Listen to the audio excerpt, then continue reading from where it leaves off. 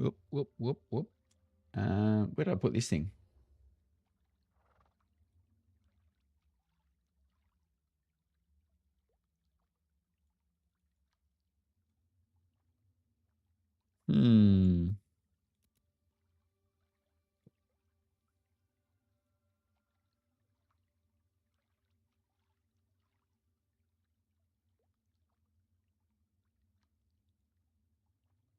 Yeah, I think that's it. Let's delete that bad boy. And delete. Actually, what we'll do, we click this. Done. And before we delete that, let's double check this worked. Hey, ladies and gentlemen. So I'm just checking something real quick. If this works, we're good to go. Where's the play button? Nah, he's not good to go. Jesus. That's right. Don't stress.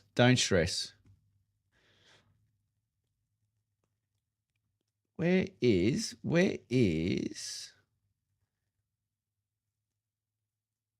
I'm in the wrong one. That's why. What's the date today? The 15th and 11th. Oh, no, it's got in the right spot. Where's my videos? Ashes of Creation. And which one was it? Which one? It was this one, I think. Yeah, there we go. Get back to where we were. How are we this evening? 7 p.m. We've got, where's my little thing? We've got 9 hours, just over 9 hours. 9 hours until we're on. So I'm just setting up the recording because I want to make sure if we're going to chuck a build guide on, I want to have it pre-recorded. I don't want to have to record the stupid thing again, which I had to do the other day. I set everything up. So I thought, I'll record this as I'm talking through it. Why does that sound so low? There we go.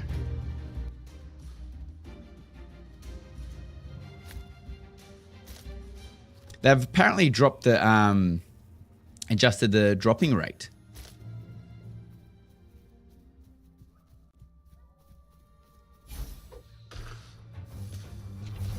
Of droppings. The dropping rate of droppings is dropped. The drop rate of droppings has dropped. I think that's right.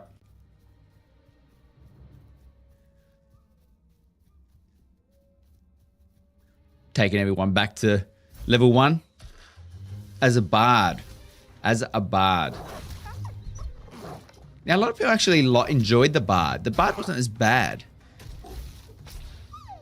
Even throwing the tomato actually felt like you were throwing a tomato. Jeez, I should check these options before I moved them over. Let's just make the assumption that everything's working fine. So, we've got some plans tonight. We've got some plans. We've got to, we're going to finish our builds, because we want to do some builds. We want to check out some crafting abilities as well. Because this weekend, so tomorrow, we are going to be crafting a lot, or trying, anyway, to craft a few things. Where's my output? Recordings. I think I failed. Hang on. Stop recording. So, give me 2 seconds. I'm literally doing admin work midstream. You would have thought I would have done this prior, but no. I got too excited to turn the camera on. Output. Recording.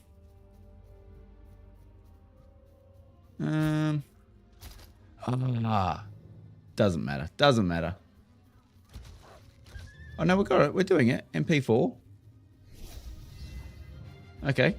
We'll see how we go. So, what have we missed? What have I missed? So what we're going to do, we're going to get up... Hey, Major. He's made it. He's made it. So I'm all over the shop. I was trying to set up a recording because we're going to go through a build tonight. I thought, well, if I record the build as I'm doing it, then at least I don't have to re-record it before I put it on YouTube. But however, we'll see how it goes. I've clicked the record button. Whether it works, it works. If it doesn't, it doesn't. It will record the screen, but yeah, not sure. Oh, and the other one is the PTR updates. So was it Ashes? And let me just go to X. I'll just get it from X. So if anyone hasn't already, you can just follow Ashes of Creations Intel. Because they essentially have all the PTR updates. What's the date today? The 15th for me, 14th from some others. So what it says here, we've got Ash of the Creation. Although originally slated for sometime during Phase 2, we may be seeing basic player stalls much earlier than that to help facilitate more players to player trading. Oh, what did he say? So, would it be possible to bring forward a basic form of the marketplace system so that we have a way to more effectively trade goods between players? I prioritized this last week. We are working to stand up basic stores ASAP.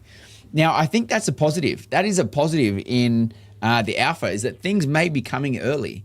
If things are working, there's no reason to not release them. There are reasons, but by the sounds of things, Steven actually does want to put things in the game to test them out. Are the servers up? Samuel, where have you been, mate? They've been up for like 4 hours. You're up the patch notes. No sneaky grabbing pills loot now. Yes, that's good. No, Samuel, they're not up. Sorry, mate. These are just old gameplay. Definitely not up. But hey, it's good to chuckle on the screen during the week because people miss it, and as soon as you see it, you get excited. So these droppings, what I found out, if you're doing the droppings are actually required, and the amount of droppings that I've thrown out, stupid amount. I was like, I don't need droppings. Which one was it for? Metalworking, I think it was. I think it was metalworking recipes that you needed droppings. And I literally had none because I threw them all out. But unfortunately, with the PTR updates, was it this one? Notes, quests and events, corruption economy. How many pages were? I'm just looking for droppings. The full-time job keeping this year board stocked full of commissions. I'll tell you what. Well, let's go through it. Here we go. We'll go through it and we'll see what we get. That's why I grabbed them. I knew you didn't know. No, I've read about the droppings. Yeah, no, I should have collected all the droppings. But what they did in the PTR patch notes, they got fixed an issue with characters getting stuck inside each other. Unstuck has now been changed to add a cast time, which is interesting. Change the visual impact. Oh, actually, it's not interesting, actually. Because if people were about to die and they could use unstuck, yeah, that would be cheating. So you sort of do need a cast time, don't you? Change the visual impact of wind and clouds.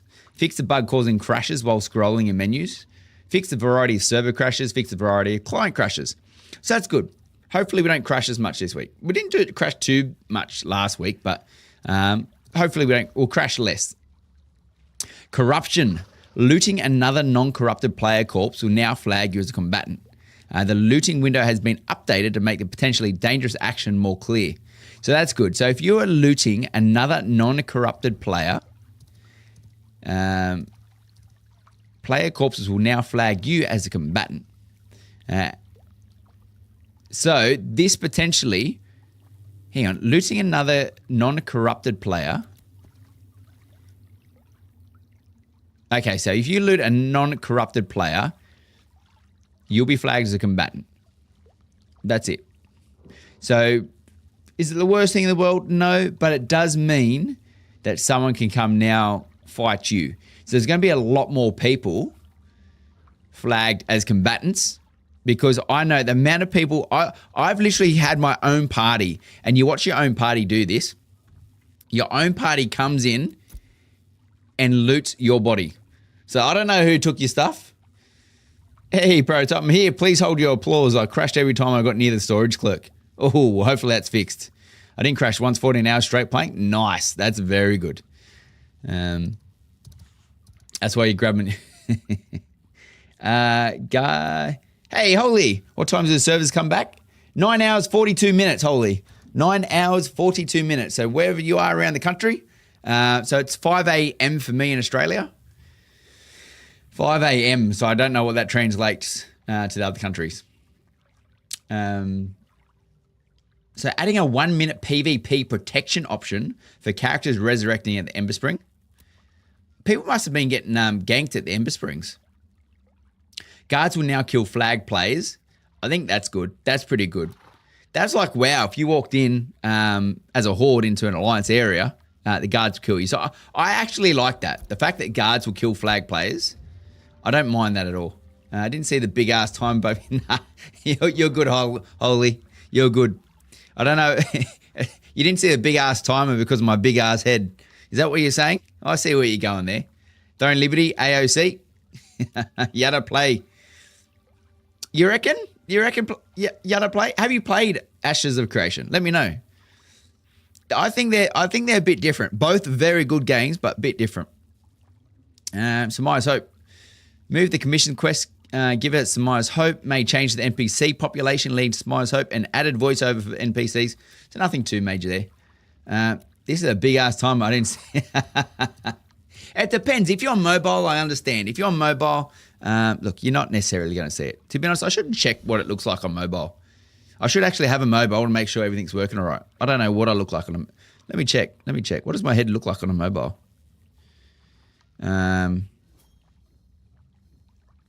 Where's Twitch?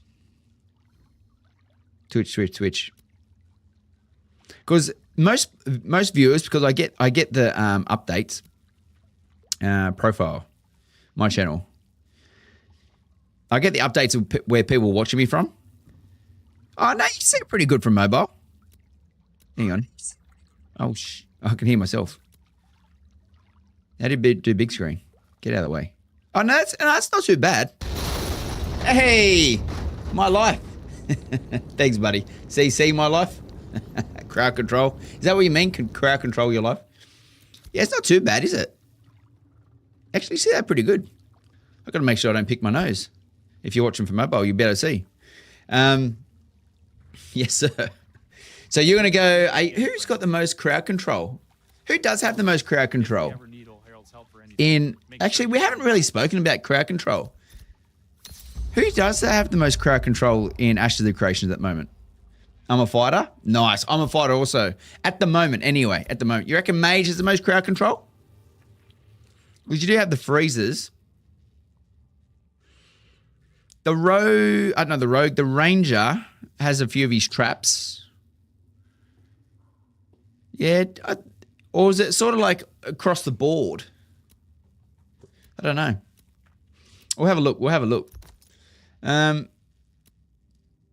Processing economy. Processing stations will now be able to yield more than one item.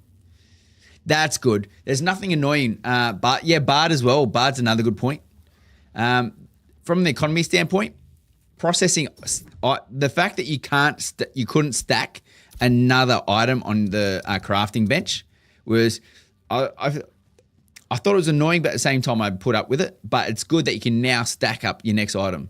So if you've got 50 minutes of granite blocks being made and then you want to stack another 50 minutes, then at least that would be good. Blizzard, freezes, lightning strikes, stuns, and firebolt staggers. Yeah, there's a lot of effects. There's a lot of effects across the board, prototype. Everyone's got their own little thing. And it brings up a good point. So I'll move this out of the way I'm talking. It brings up a good point because I've never looked at a group combination of crowd control effects across players. I've only ever looked at it single players or damage. I've never looked at crowd control. So maybe something we need to consider as we're going through the builds tonight. Bard have knockback and incap and stuns. Yeah, that's a big thing. Stuns, incapacitates as well. There's a lot. The fighter build is set up for you. It had some amazing proc sequences to it. I still have to go through it prototype. I literally just finished work. I thought and I started building out the guild the guild, database. And then I got to a point, and then I started the website. And I've started the website for the guild. So I've set all that up. I've started that. But I'm like, I better get on. So what do we got? Economy. Processing stations. Yep, we can now yield more than one item, which is fantastic. Overall equipment durability has been increased, which is very nice. The only thing from the equipment durability standpoint is probably the fishing, where I've lost durability because I haven't done that much farming. But it's good that that's increased a little bit. Lets us get out to the wild a bit more.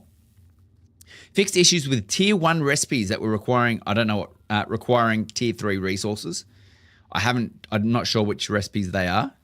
Made changes to the tree population in the eastern mountain ranges. Fixed the bug with artisan ship station locations in areas with flat layouts. Fixed the bug causing a tanning station to produce incorrect items. Send it in. It's right now. So if you're applying for the guild, just to give you an idea, if anyone's applying for the guild, we do have right at the top of Ashes of the Creation tab. I've added a little page there. It says, welcome to Shipwreck Guild for Ashes of the Creation. If you're considering joining the guild, please fill in the form and one of our officers will be in touch. So as you click on the form, that will take you to this page. And yes, there's a good chance a lot of this information is going to change. 100% all this information is going to change. In-game names, Discord name, your regions and so forth. And make sure you fill in all those details. And then we have an idea of what are your 4 journeyman skills. So we've got 4 journeyman professions because all we can do at the moment in Alpha 2 is journeyman. So we're just going to figure out what they are. Just put whatever you want in. Was it 4? Oh, hang on. I think I failed. I think I'm wrong. Yes, no, I'm wrong. Thank God. I thought I stuffed up. And if you don't know what you're picking as well, and you just want to have a guess, you can click on this link and it'll open you up to this other page, which has all the professions in there. So it doesn't matter what you pick. If you don't know, don't pick. So it's not a required field. Just pick what you know you're going to pick or what you want to try, but it's not a required field. So you can leave that blank. And then any other information other than that, that's it. So that once we get that, then we can chuck you straight in to the guild once we've assessed your application. And just to give you an idea of how it's currently looking. So I've got a bit of work to do because it's going to take some time to fill it in. But as you'll see, you'll get access to this page where it will have all our guild members. You'll get a badge. I'm not sure if we'll continue keeping these badges or we'll get some new ones. We'll use these badges in the Discord so we know which rank you are in the Discord. And then we'll also have a list of everyone that's in the group, what class they are, what professions they have, which area they're from, are they active, not active, and so forth. So you can get an idea of everyone that's in the group. So that's something Pez has put together and done an amazing job doing that. So I thought that was absolutely awesome. Where's Twitch gone? Any future plans for the Guild Fire play or this weekend? Future plans, plenty. As I said, I've started. So we've picked the theme for the website. So we're going to get the website created and we'll get the website up for the guild. So we'll have all the information on there. I was looking at seeing, is it possible to manage the guild through the website? Some of the add-ons that you can get or the plugins you can get, the UI wasn't amazing, and I'm a big fan of nice UIs. So I think at the moment we'll just manage it through Discord and the spreadsheets. But yeah, no, plenty of stuff for the guilds once we figure that out. At the moment for the guild, it is purely just test and learn. Get in, play, have fun. And then maybe from the 20th of December, then we might pick out some things that we want to do to achieve in Phase 2. So Phase 2 is going to be from 20th of December to 1st of May. So it's going to give us a good 5 months. And the guild, we might vote on, we want to be a mayor of a node, or we want to go to do a few walls, or whatever it is. So we might actually put some goals that we want to achieve. At least we can tick away at it. So if you get bored and want to do something, at least you can go in and you can go, it looks like we need to, as a guild, we're pushing for armor smithing or something, and we need this. One at the moment that we've got is the mounts. So if we can, if we have the silver, we'll supply Freya, for example, all our silver. So Freya can make all those mounts for us and that level up their profession in that area. And then we all get mounts, which would be really good. Yes, Major. So I've picked that. It's currently, so I've downloaded. It's currently installing the plugins. I don't know how long those plugins are going to take. I'm just looking at it now. So once they're all in and updated, and then I can start building it out. What have I missed?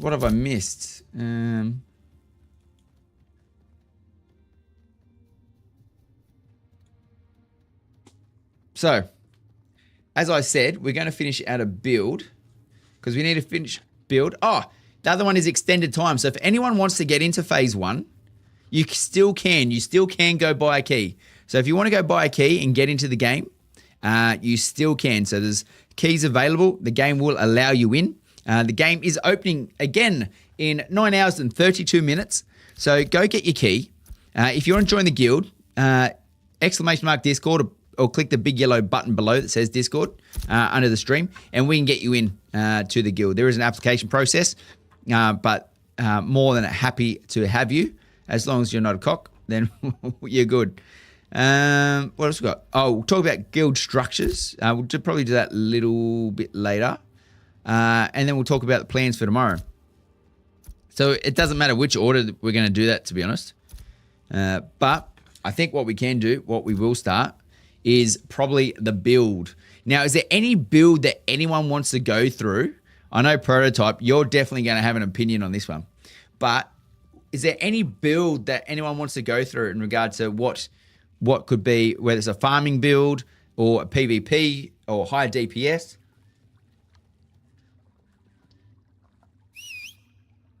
Because as we heard the other day from Stephen mentioned as the balancing goes, the balancing isn't necessarily going to be on the individual players. It's going to be on the composition of groups. So as we're building out our character, we probably do need to think of the synergies between groups. And is it a group of 4? Is it a group of 6? Is it a group of 8? Was AFK? Heard my name though? I said you'll probably want to have a say in this. So we're going to do a build. We're going to do a build out in Ash's Codex. But we just need to figure it out. But what we're going to do is we're going to focus, rather than this one being focused on its individual player, we're going to focus the build on, well, actually, I've just made it up just then. But we are going to focus on building out a character focused on group play. So a composition. Now, we're probably not going to get out, ideally, I'd like to build out a composition of a full group. So there's a team of 8. The 8 is your biggest group. Can we identify what group composition is currently the strongest composition out there? So if we're going to go in as a group of 8, for example, are we going to have 2 tanks, 2 rangers, 2 clerics, 2 bards, and go, oh, this is great. You might want 1 tank, 2 clerics, a bard, 2 mages and a ranger, for example. So I think we definitely need to figure out that composition, but we're going to start with one. Hey, Nazar. Oh, why are you crying for? What's wrong? Mage potion scribe master for me. There, I think, hey, Nazar. I think, and that's one thing we don't know. So we at the moment, we're purely going on pure gear and level damage. We don't have scrolls, potions, food. There's a lot of things that we aren't including in this, probably because enchantments, just because we don't know necessarily all. It might not be the most exciting profession, but at the same time, I think a scribe is going to be a very, very valuable for sure. So, where is... let me get Ash's... Am I logged in? I'm logged in. Well, if you want my opinion, the first thing I need to know is if the focus is PvE or PvP. The Mage and Fighter builds I post in Discord are both set up for my playstyle, which is PvX. Yeah, my style is PvX, Prototype, 100%. My style is 100% PVX. I think the thing here is we've got to think of the group of 8, and can it go into PV? Oh, look, if it's PvP, I agree, because there's a lot of abilities across the character models where PvP, like the lunges and the jumps and the hooks, very good for PvP because people are going to run. Where in PvE, no one's necessarily running; they're always attacking you. So I don't think you need to focus on those other things. So you got a point there. So what do we want? Are we doing PvE or PvE group? I think we're gonna do PvP, to be honest. Like realistically, I think with PvE. Whoa. See, a PvE build for a group is just going to be mainly damage and tanking abilities. Should try the caravan this weekend. Yes, we should. We 100% should try a caravan this weekend. Fishing tournament as a guild. What? We can only get bluegill and what's the other one? See what we get. Wait, how many heroic? Who gets the most heroic fishes? Fishes. Jesus Christ. But yes, the PvE build would definitely be higher DPS. I think, where the PvP build would definitely have a lot more crowd control in it. So let's start. We might as well start. We've got 6 classes, and this is the hard part. We're going to build this now, and actually. See, this is stupid because in 5 to 6 weeks, we're going to actually, the rogue is not coming out necessarily in 5 to 6 weeks. It's probably going to come out later at that stage, but the rogue needs to be incorporated there possibly. But we'll see. We can build what we've got. Largemouth bass. There's quite a quest for salmon, but never found one. I've never done it. I haven't done that one. I'm 38 and I've never been to the ocean. I don't fish because I don't do water. Jesus, where do you live, Prototype? You've never been to you've never been to the beach? All right. So I think, did we have a tank build? I think if we're gonna build out a group, hey, energy potion. I don't have my energy potion, so I missed that, Nazza. I have to go with the water. But if we're going to build out a group composition, I think we need to start with tank. The tank is the main man. You cannot have a group without a tank. It is what it is. You can try, but I don't think we're going to have it. Don't think we're going to be building anything without a tank. So I think on that basis, I think we've got to start with our skill tree. Thank God the skill tree for the tank isn't that big. Some of the other skill trees for the other classes are quite large. So what do we start with on the tank? Now we're thinking group composition, remember. Group composition. So the Vengeance deals 0% physical damage to your target enemy. Oh, and just a reminder, anything that is a square is an active attack. And any circle is a passive ability. So active ability, passive ability. You think you'll make a tank today? Nice. Well, look, tanks. I find tanks are very limited. Hey, Amber Lord, how you going, buddy? I'm good. Code emergency. Thank you very much for the hydrate. Look, I'll tell you what, it's going to be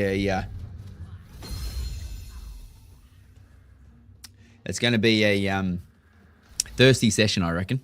It's Friday night for me. I'm in Australia, so it's Friday night. We've got 9 hours and 23 minutes before the game opens again. Do you think you can play with two-handed greatsword for PvP? Yeah, definitely. If anyone's looking for a helpful, kind, humorous guild, you come to the right place. Join us. Thanks, Major. I thought I didn't read your name. I'm like, who's recruiting for a guild?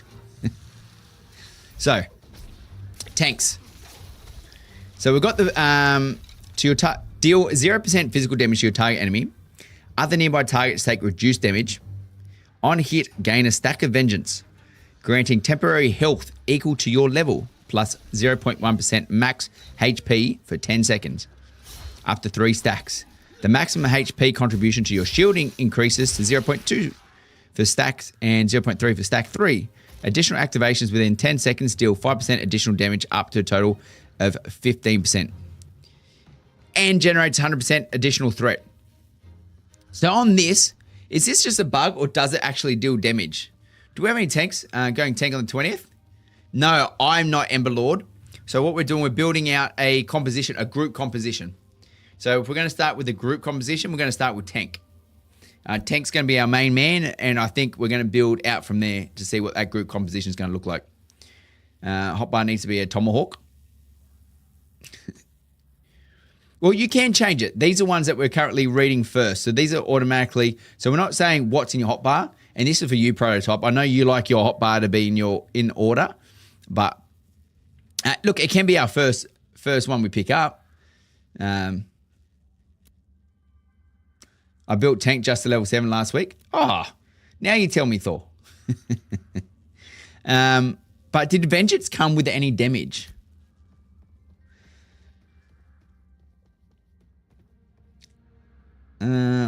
Hey, Dim. I'm in OCE. Not OCE. Fuck, there's no OCE. I'm in OCE. I'm in NA. So I'm playing in Castus. So if you want to come over to Castus, feel free. Then we've got Grit. So this is a toggled ability. So you turn this one on. Easy peasy. Hanson. Hey, buddy. Thank you very much for the follow. What is the best class to PvP? At the moment, you mean 1v1, I'm guessing, Hanson? Because I don't think there's a best class. I wouldn't say there's a best class. Because the way the classes are built, it's a scissor, paper, rock theory. So scissors beats rock, scissors beats paper, paper beats rock, rock beats scissors. So it goes like that. So it's not necessarily the best. But obviously your play style can determine what you do. And I think for me, when you're picking a class to be a 1v1, I'm a big fan of people who can avoid being hit. If you can't get hit, you can't lose. Even if the fight takes 5 hours, if you're not getting hit, you don't lose. So I do like Ranger, for example, because you're from a distance, and it probably deals a lot of quick succession damage that you can pump out from a distance. So that's where I like it. But the melee characters can close the distance. Real person, I'd get recruited into a Justice League. It's the super. Grit for party. Well, yeah, so I get distracted. Yeah, fighter good in 1v1. I do like the fighter 1v1. The fighter is good because they got that extra health and armor, but also deals a fair bit of damage based on their abilities. So, enter defensive stance. It reduces all incoming physical damage to an additional 15%, but outgoing damage is reduced by 25%. Threat generation is increased by 50, while under the effect of grit, higher levels of courage decrease and damage penalty up to 10%. Hang on. Higher levels of courage decrease the damage penalty. Okay, gotcha. So we've got currently the ones that we currently have automatically granted is Grit and Vengeance. This is a toggle ability turn on. Then we've got a passive. You'll build courage through your valiant actions in combat, increasing your physical mitigation up to 10%. Courage may also be spent on certain abilities and effects for other unique advantages on the battlefield.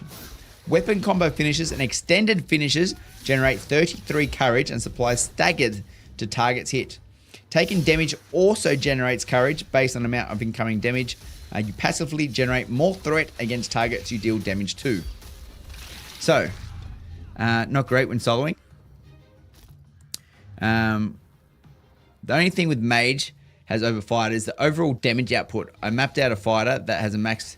well, that's true. Like, you'd like to think the Mage has more damage, but I know the Mage, for example, the fighter has much better survivability.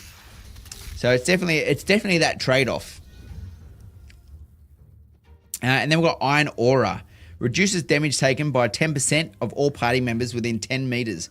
So that's nice. That's nice. 5-second cooldown, 10 mana. So you just got to keep that on. It's every 5 seconds, bang.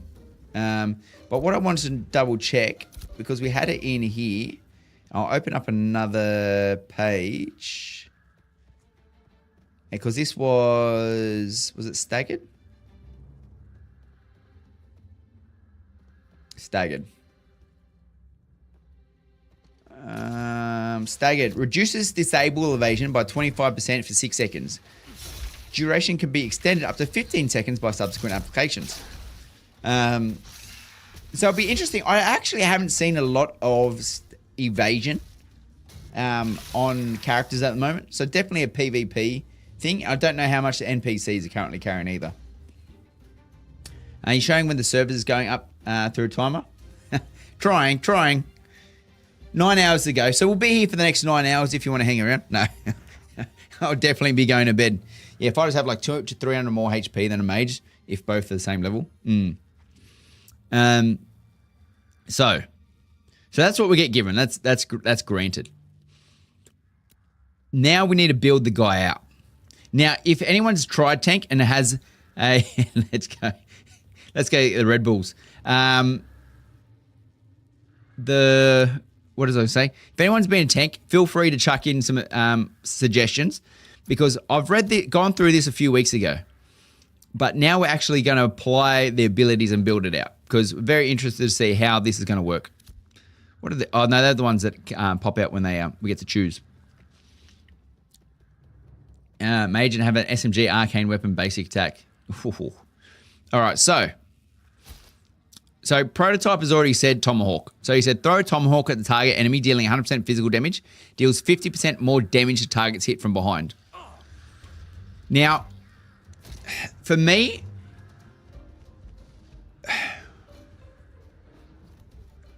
so you're saying Prototype with a Tomahawk, you just want it for the range so you could hit something. Now, the other thing you can do is you can put on your secondary is a bow. So you can have a short bow or long bow as a secondary weapon that you can hold.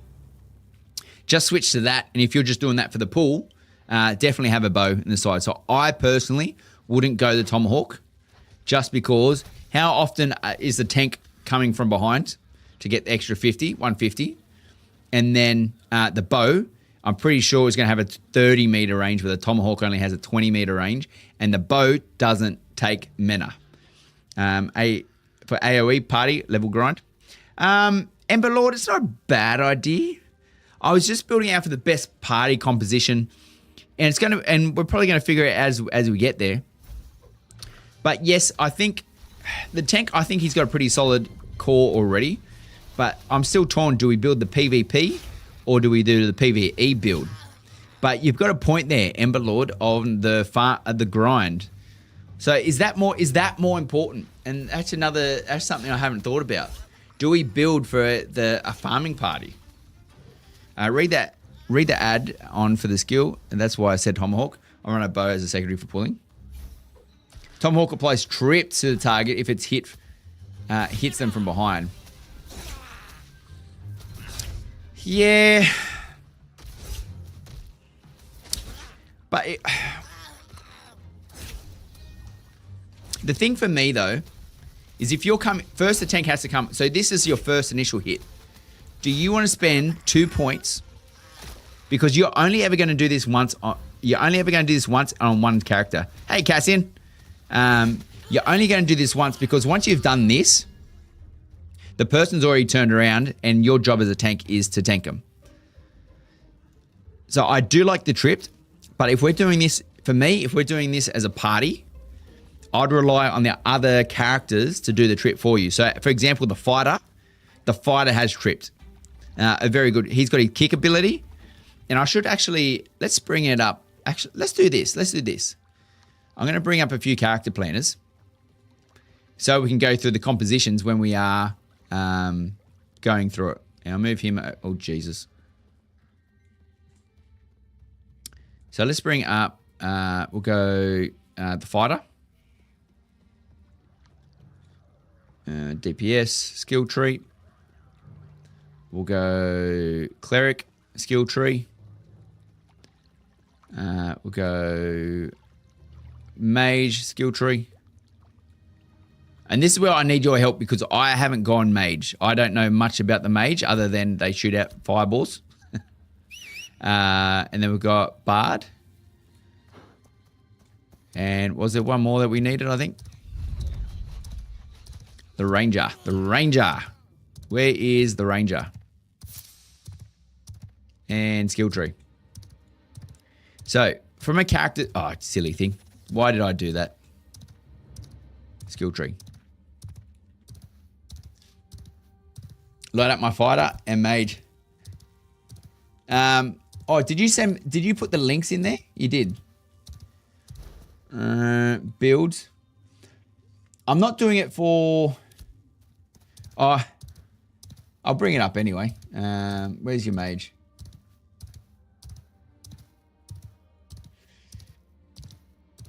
Oh, but see, I can't bring it. I'll bring up your mage for reference. But I'm going to start selecting the abilities based on the composition that we're going. So as a tank, going back to the tank. If we're going to go... Oh, sorry, from the trip perspective, that's what I was saying. From a trip perspective, Crippling Blow can apply trips. So I find this actually works quite well. Quite well. Why did this stop? Oh, it's only a 39-minute video.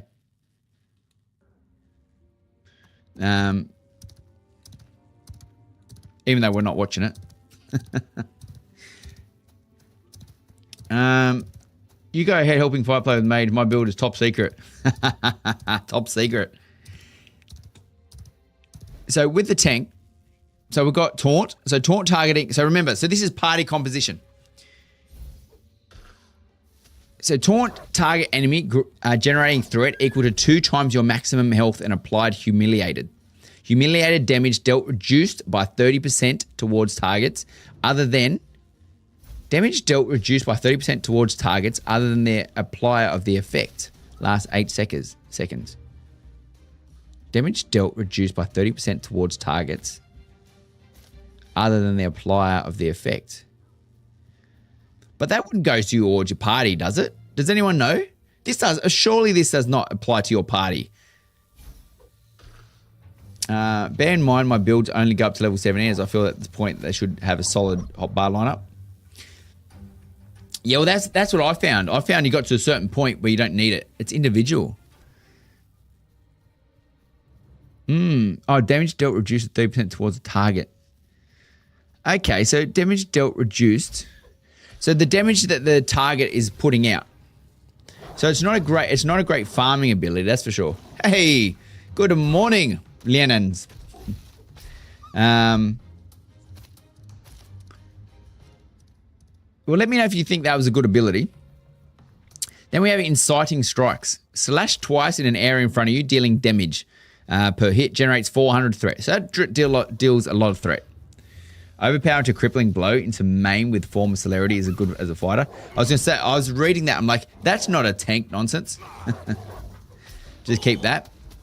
Not top secret, unorthodox. And then we have Shake It Off. Activate to instantly restore 50% of your difference between damage taken and healing taken in the past 4 seconds. Always heals for at least 10% of your maximum HP. Cannot heal any more than 30% of your maximum HP. So realistically, Shake It Off breaks all disabling effects on the caster. So I'd like to think that you've got a bard and you've got a cleric potentially. So we don't necessarily need this one. Then we've got Protect. Intercept attacks that strikes your friendly nearby target, redirecting 30% of your damage taken to you. Must remain within 15 meters of the target to maintain protection. If this range is exceeded for more than 5 seconds, the effect ends. If your target already has Protect from another tank, you cannot activate Protect. If your target already has your Protect, activating Protect will toggle it off. So a good ability. I think this is definitely a life-saving ability, not necessarily at your first task. Then we had Desolate or Pulverize. So strike your target surrounding enemies with 150, generates 300 additional threat. Move to your target and strike them for 225. Generates. So move to your target. Oh, it's only a 4 meter range though. It's only a 4 meter range. But why is this is 20 mana and does 150 physical damage? Oh, but it's an AoE versus striking the target for 225. How'd you guys go with the tank on this one?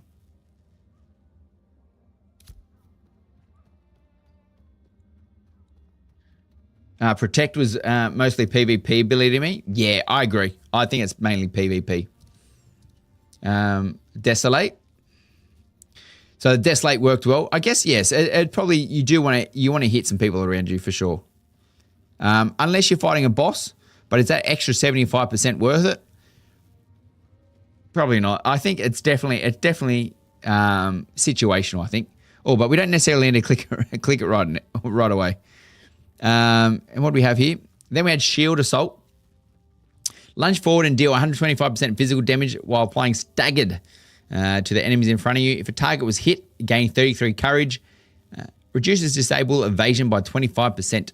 So this one, it's only a 7 meter range, but Shield Assault gives them staggered. And then Shield Slam. Lunge towards the target and deal damage. Applying staggered to the target, gain 33%. So they're both staggered. They're both... Oh, this one's a little bit more damage. Lunge forward and deal 125 physical damage while applying staggered. Much larger range here with the 10 meters versus the 20 meters. I don't know if it's... And what's the cooldown? 12 seconds both. As a tank, level 10 threat is not an issue. You'll see why later. Ah, gotcha. All right, we'll see why. We'll see why. That's why I'm saying in PvP, you want Pulverize. In PvE, you'd want Desolate. Yeah, no, look, I agree.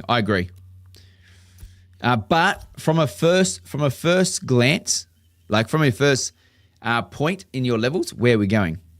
Then we've got Tremoring a Bellow. Applied snare to an enemy in front of you with a loud shout. Then quickly follow it with a powerful ground stomp, dealing 150 physical damage. Enemies around you generate 200% additional threat. Oh, it generates 200 threat. That one's not bad. I don't mind that one.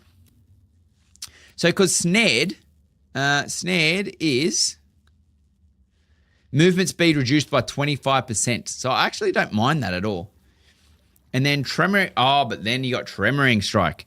Deal 175 physical damage and apply trip to target enemy for 2 seconds. Generates 200% additional threat. Cannot move or act for 3 seconds. See, that one, I like Trip. Trip's actually a very good ability. Is anyone with me on the Tripped? I feel like Tripped is almost important. It's so important. I've just been in so many battles where it's like, we need Tripped. Increases the shielding of vengeance by 15%, 50%. Yeah, sweet. It's not just me. I was punished. Pulverize and Desolate have 100% critical hit chance against snared or recently tripped enemies. Oh, nice. So that's all of them that in here. If you have a mage in your party, you could theoretically get away with using all AoE skills on tank, as the mage will more than make up for the tank's lack of tunneling a single enemy for damage. And this is what we've got to remember. So I think, so if we want to generate threat and we want to stop the ability of targets causing damage. So we're making the assumption that all times from level 1 all the way up to level 25 that we are in a party.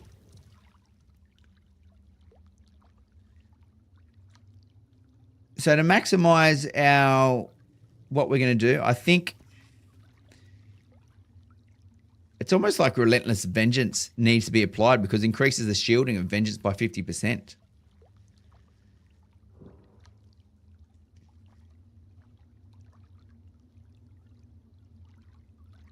Which is very important, but the threat level, Tempering Bellows Snare lasts twice as long, Tempering Strike Lockdown lasts 1 second. Because you get threat there anyway.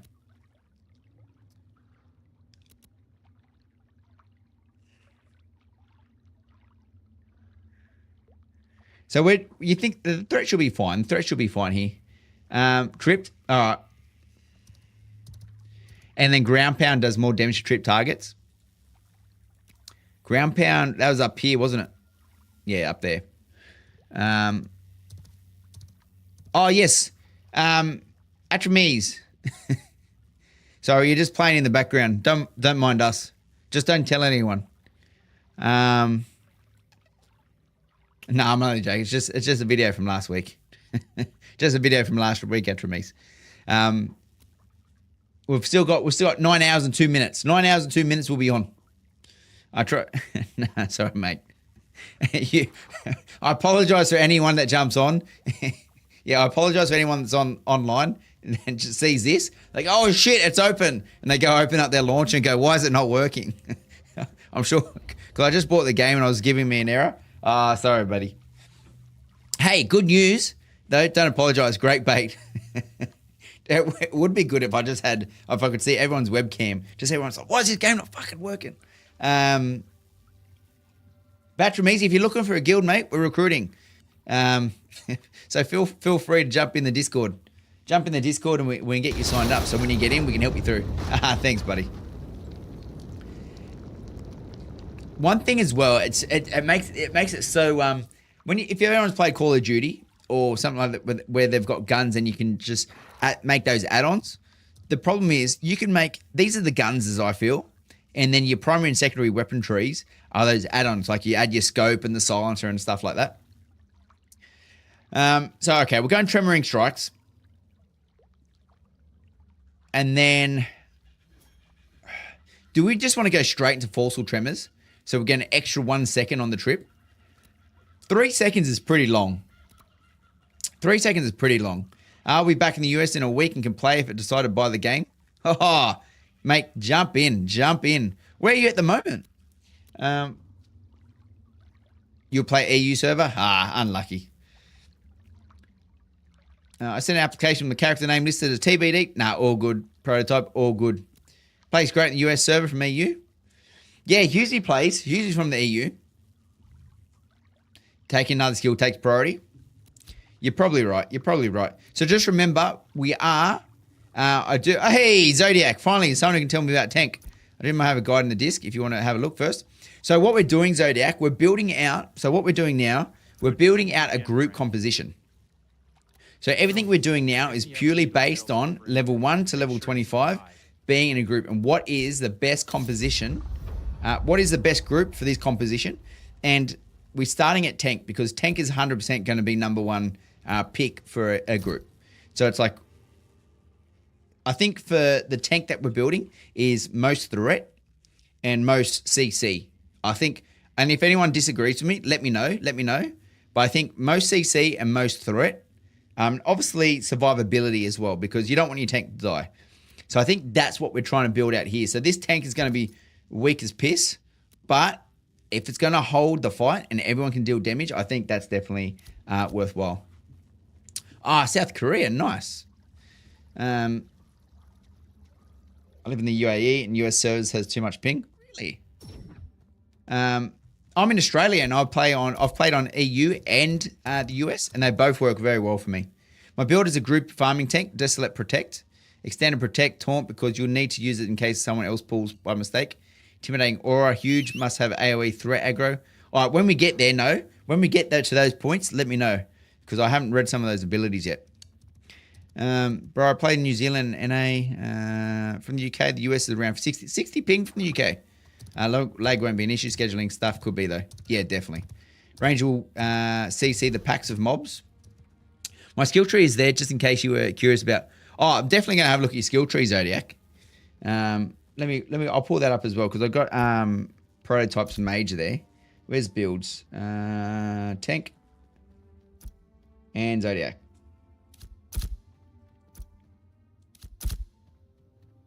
Because I'm still going to read through them anyway. Because you went shield assault first. We didn't pick shield assault first. We went straight tremoring strike, just so we could get the trips. And how are you liking the shield assault? Are you using the shield assault?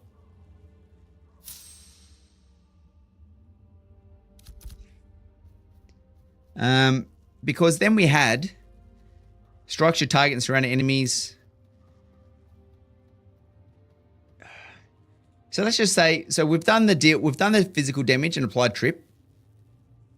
Then we probably want to follow up with something. But if we're going to farm, there's probably more people that we need to aggro than just the trip. Shield Assault hits all targets. So lunge forward and deal 125 physical damage while applying staggered. 3. Okay.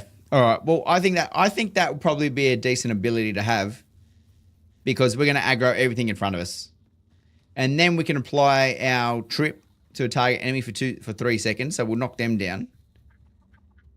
But snared, no, I don't care for snared. I honestly don't think snared's good enough. Unless you lose aggro. I don't know if snared is that thing, you know what I mean? Because if a tank's going to get in and apply snared, the tank's already got aggro of that character. So I think the 25% speed isn't going to be necessarily all that. Looks like Zodiac is doing pure CC aggro that allows into damage much later. You can change. You can change servers. It's not that you can change servers. You have to create a new character. You can't use your character on another server. But you can jump between servers as much as you like. You can create 5 characters on each server. So it's very good. It's very good. So I guess from this point. So for example, you've gone shield. Hang on. Where we lost an ability? Do you not have one there? Or can I only pick one of these? Oh no, there we go. Shield Assault. Because you had... Oh, look, you did go second for the Tremoring Strike. And then you went Shake It Off. 3. Where's 4? Oh, then you've moved up to the next section, have you? Yeah, there you go. So... perfect. I'll check with the US server. The ping is playable. Yeah, no, sweet as, man. Sweet as. So we've got the Shield Assault. So... Oh, sorry, just got to remind ourselves, we've got the Vengeance, we've got the Grit, we've got the Iron Aura. Oh, that's not coming till later. So we come in, we knock the person down, we do some damage, but we knock them down, we lunge forward and deal more damage.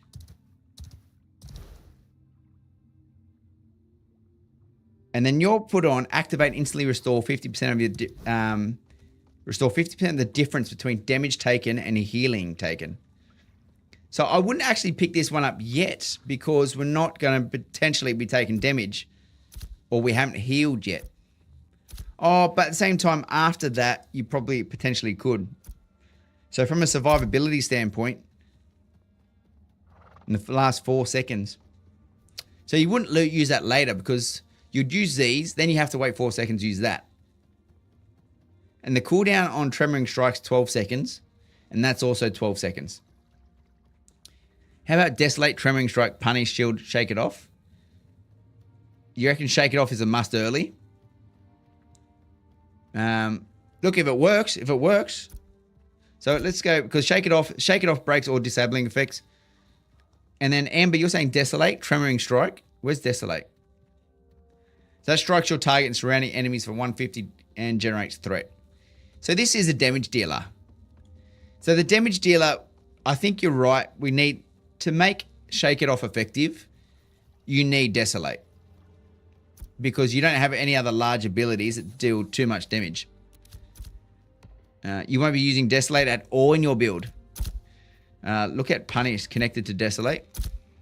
Pulverize and Desolate have 100% critical hit chance against snared or recently tripped enemies, which we're tripping now. So I guess that's the other thing. I guess if you want Shake It Off to be effective, do you not need Desolate and Pulverize? Because that's pretty good. Pulverize and Desolate have 100% critical hit chance against snared or recently tripped enemies. And then this is active to instantly restore 50% of the difference between damage taken and... Oh, no, this is not damage, sorry. I was thinking of the fighter. The fighter, the way he regenerates health is the amount of damage he puts out. But this is damage taken. So you don't necessarily need to put out a lot of damage. But you can put out damage. So I think for this build, if we're going group, I don't think we should be focusing on much damage if there's an ability for us to do...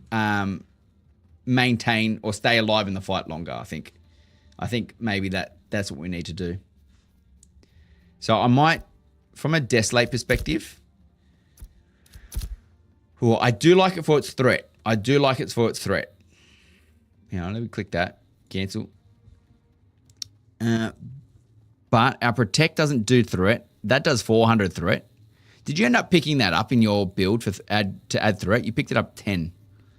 Well, we are up to 4. Hang on, what level are we up to now? Oh, we are up to 4. Oh, we can go up here now.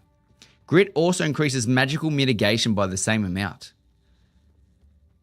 which is important, I guess. So which is Grit that we currently have turned on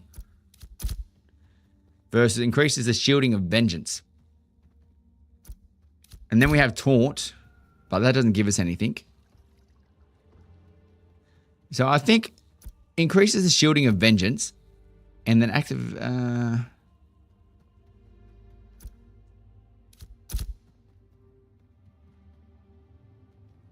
Yeah, I don't mind your idea of putting it straight into Grit, because if you put Supernatural Grit on, you've definitely got a lot more magical mitigation when your Grit enters a defensive stance to reduce all incoming physical attacks. So I don't mind that at all.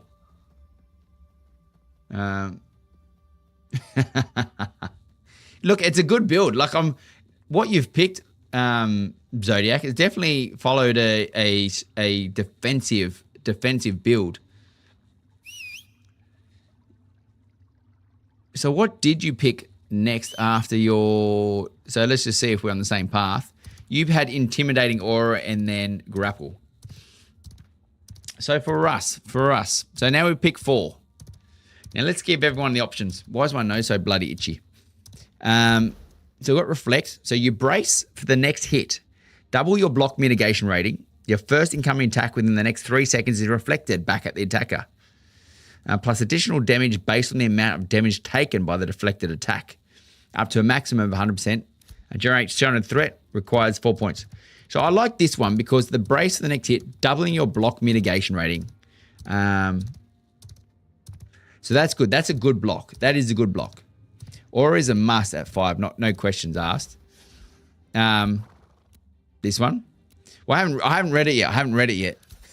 For what are you preparing? Mob grinding again? 12 hours? Much content. No, we're playing WoW. In 8 hours and 50 minutes, Youngstar, we're playing WoW. We're going Hunter. I'm going to go Beast Mastery. We're going Hunter. And we're going to play Classic. Hardcore. No, we're crafting. This week we're crafting. We're going to go down the crafting and see what we can do in the crafting professions. So based on the Reflect, how can you buff that? If Reflect successfully reflects damage to an attacker, that attacker also becomes tripped. That's nice. That's very nice. The fact that you've got a trip down here with Tremoring Strike, and then you can have Reflect on as well to give another tripped, that's very good. That's very good. Reflect restores mana equal to the damage dealt by the reflected. Do you find you struggle on mana, Zodiac? I'm not sure how much mana the tank uses. Need Ash Creation Hardcore, RuneScape, Tree Chopping Simulator. Hey, go play Brighter Shores. That was interesting. That was interesting. You got Aegis. Create a protective dome around the caster for 15 seconds, transferring 25% of all damage received by targets within the area to the tank instead. Can be toggled off early to cancel the effect. That's definitely a nice ability to save people. Through the farming stages, though, not required yet. Depends on the pool for me, to be honest. Gotcha. Weapon on the tank, that should be fine. My group does that to the main tank. If it's massive pool, then I struggle a lot. So from the cleric, which one was the ability that the cleric can apply? Got Mend, Divine Power, Smite, Resurrect. It was up here, wasn't it? Bless Weapon. Imbue your target's weapon with radiant light, granting them Bless Weapon.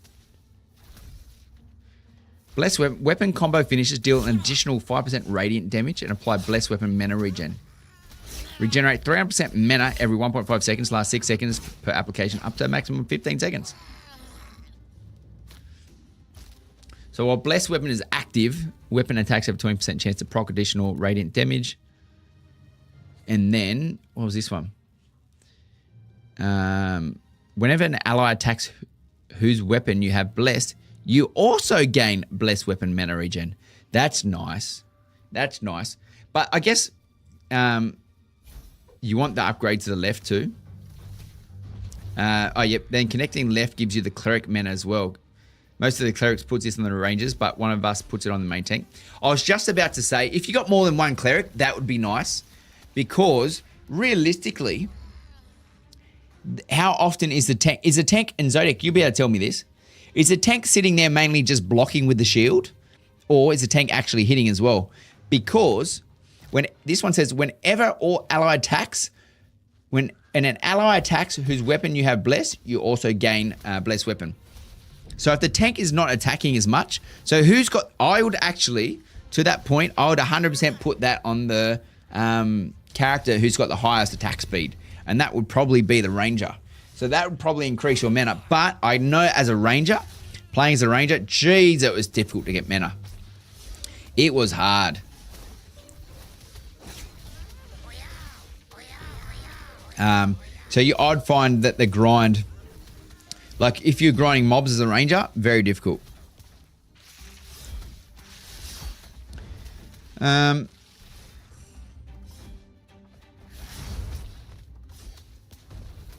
Oh.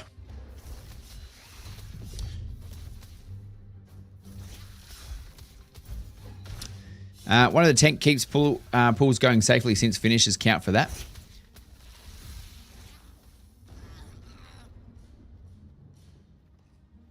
Okay, gotcha. Blessed Weapon Permanent Regen is a buff that stacks up to 15 seconds. So you can do not need to attack too often to get full mana regen.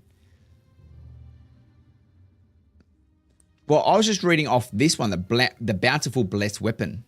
So for the cleric to get the mana. So if the cleric puts this on someone, you find that the cleric's got enough mana to continually keep going. I want to point out the main ability only procs on... Oh, this one only procs on the finisher. Ah.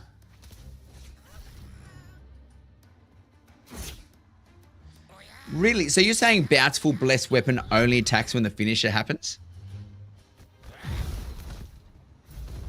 Because this is saying to me, whenever an ally attacks whose weapon you have blessed, you also gain bless.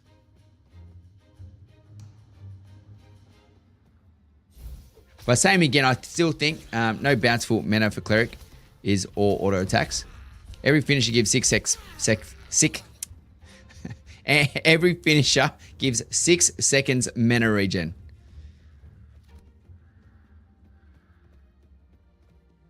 That's pretty good. Well, I think, yeah, I honestly reckon it's a ranger. If you got more than one ranger, I reckon ranger's definitely the one. The other one is fighter, wouldn't be too bad either. Fighter or ranger. But I can see why, but it depends on how many clerics you have. Mana for target, so tank only on finisher. But that also depends. If the tank needs more mana to sustain the fight, then yes, 100% the tank needs to have it.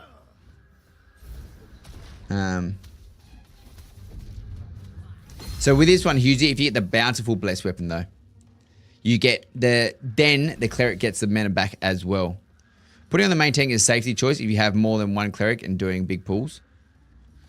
Yeah, gotcha. Having a bard usually is infinite mana. At least Mia's bard main had very rarely main mana problems. Oh, really, DeLorean?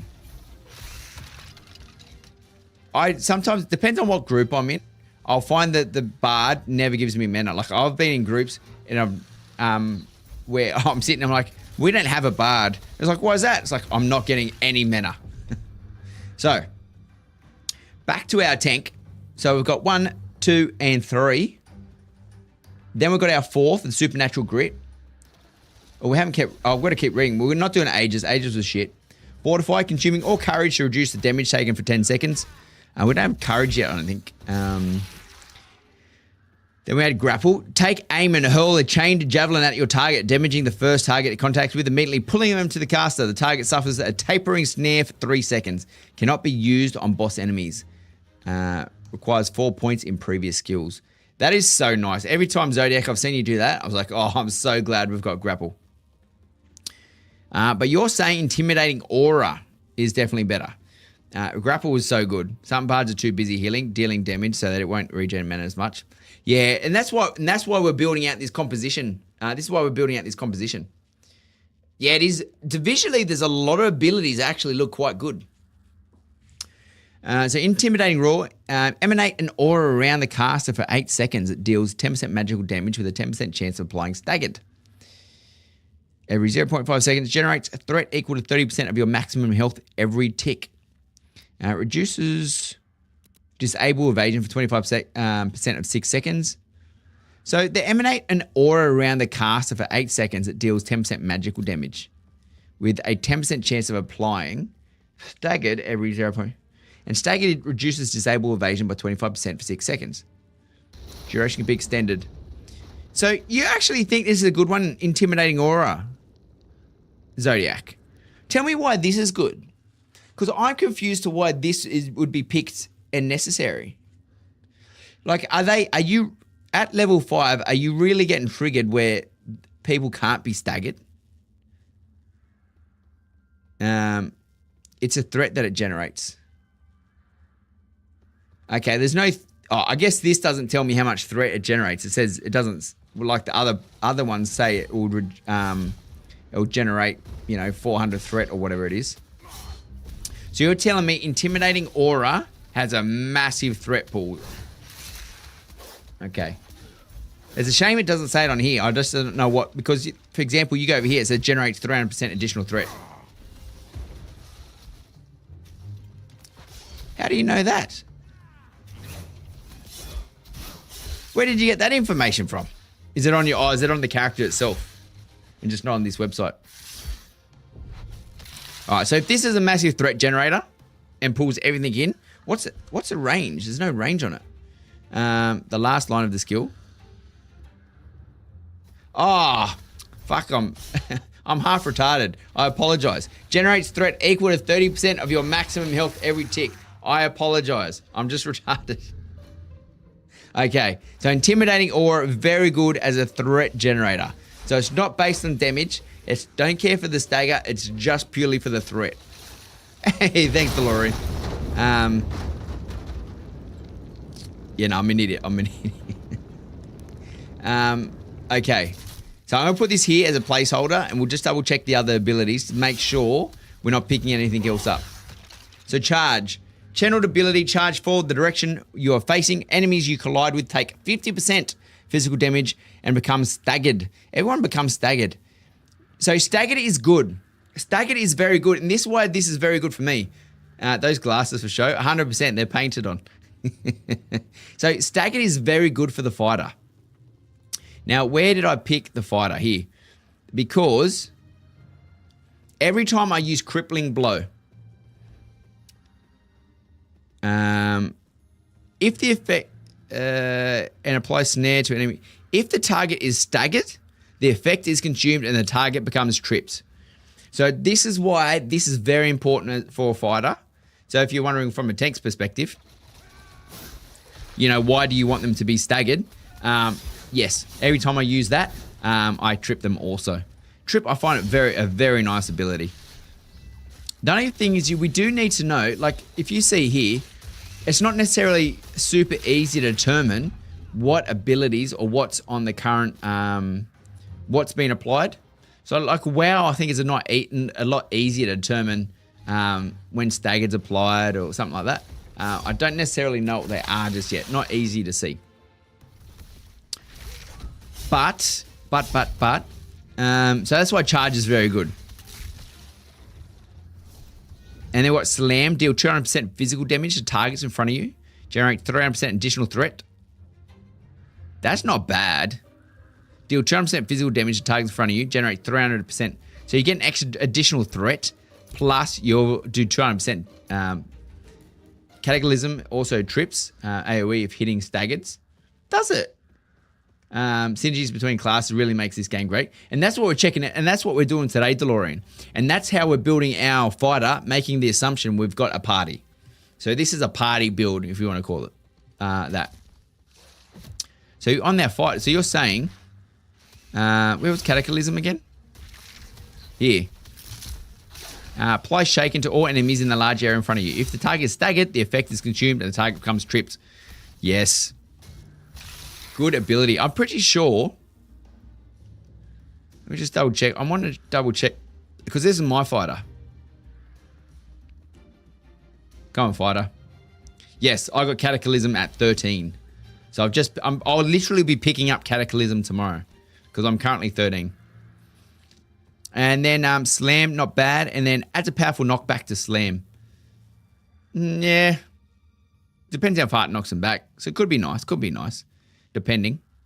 It's a nice to have. It's not something we need to charge now. So what do you do, Zodiac, on your second one for 6? I was literally going to say Grapple would probably be the next one I'd pick. Because Grapple, take aim and hurl it, chain javelin at your target. Damaging the first target, contacts, immediately pulling them to the caster. Target suffers a tapering snare for 3 seconds. What was snare? We had... Where was our...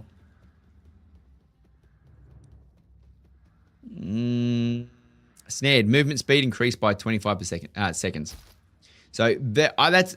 If anyone has played with the tank and seen how Grapple works, fantastic. Like, so good. So good. I love it. I love it. So definitely a 6. I agree there. And then from there, just to confirm what you picked, Zodiac, I'd laugh if we literally make the exact same build. You picked Forceful Tremors. Interesting. Because Forceful Tremors is Tremoring Bellows Snare lasts twice as long and Tremoring Strikes knockdown lasts 1 second longer. Because we did Tremoring Strike. What'd you do? You did Tremoring Strike as well. Tremoring Bellows Snare lasts... Tremoring Strikes knockdown lasts 1 second longer. The knockdowns are very nice. However,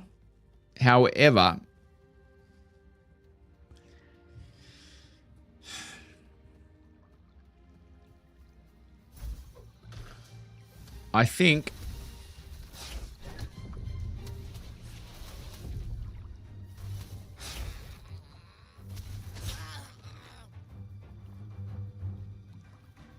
consumes all courage to reduce damage taken by 10 seconds. So do you not get courage till level 10? Is that right?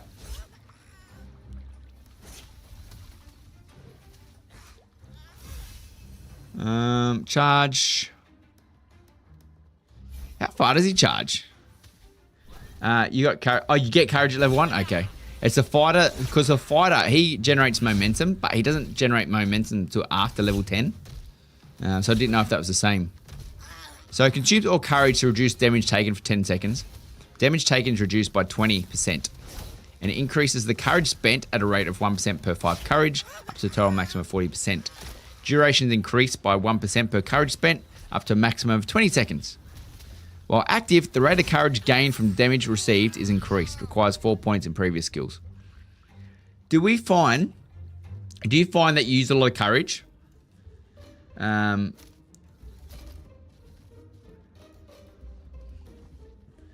it's necessary. So what I'm looking at here, because then we've got Reflect. You brace the next hit, doubling your block. Actually, I'll probably, before I went Fortify,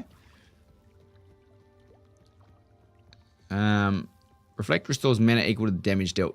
I think I'd go Reflect. And where did you put Reflect? You put Reflect in 9. I'd probably go Reflect here. And then if Reflect successfully reflects the damage to attacker, that attacker also becomes tripped. I think that's what I'll do.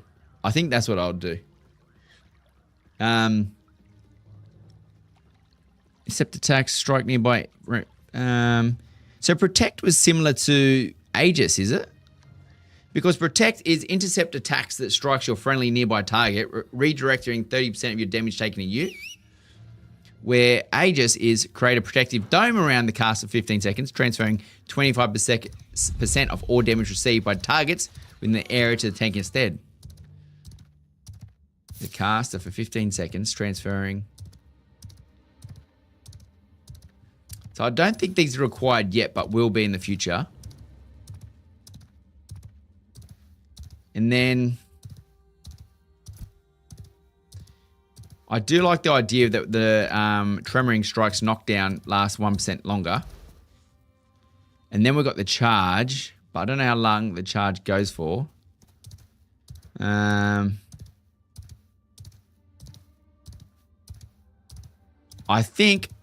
honestly think that's a damage. That's a protect. Oh. I'm honestly thinking here, do we go increasing the shield of inventions by 50%? Or we can shake it off breaks. Oh no, I don't care disabling effects. I think Forceful Tremors is definitely there. Oh, video stopped again. Play. We'll get another one up later.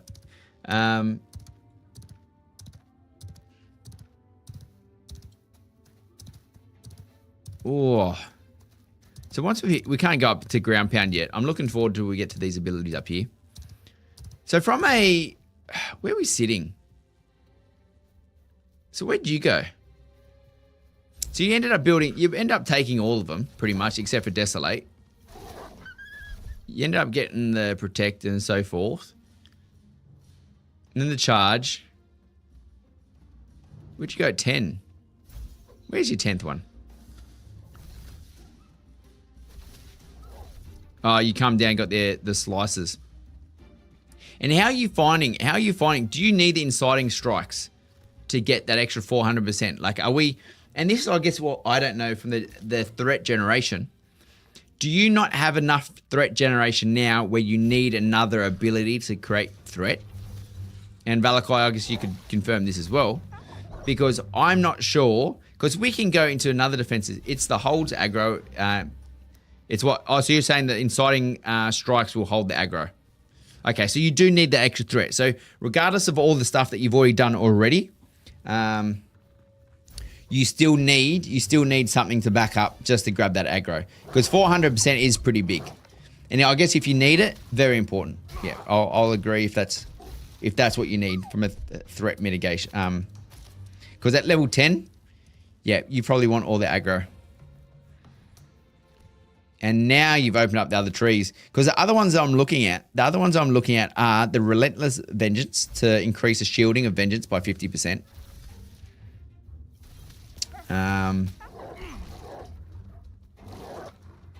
then we've got Taunt if we need it. But I don't know necessarily, same again, I don't know that threat generation.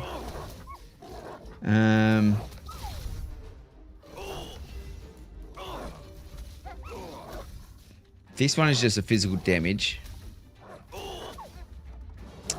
Then the charge. And then we've got refreshing reflect. So I think that's nice from a mana perspective. So if you're running our mana, at least you got the refreshing. However, so now we've unlocked the last few abilities on our tree, which we'll go through. So intercept. I haven't tanked hard enough stuff yet. I think I went taunt for another ranged aggro pool. Yeah, so that's what I'm nervous about. I don't want to necessarily go, yeah, this is the better one. And then, but you find you lose threat because that's where you could go wrong by selecting the wrong thing. So let's go through here and we'll see if anything more pops up that's more important than picking up another threat generator or another shield type generator. So, intercept. Rush to an ally's defense, granting temporary health to yourself and a target equal to 8% of your maximum HP for 10 seconds. Upon arrival, temporary health granted is increased to 12% of your maximum HP if a cast on itself. I'd like to think, it may be possible. In PvP, this may be required. Currently at this level, not now, I would say. Not now. But then you got Absorption Field.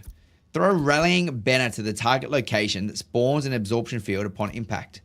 You and allies that enter the Absorption Field are granted temporary health equal to 20% of your maximum health. This can only be applied to any specific target once per 10 seconds. That's pretty good. Have you used this one, Zodiac? I like this. Where are you sitting on there? Oh, you didn't pick it up at all. Interesting. I haven't even read the other ones, but let me see why. I'd be very curious to see how this one works. You and your allies that enter the absorption field. Oh, but it's a 30-meter range.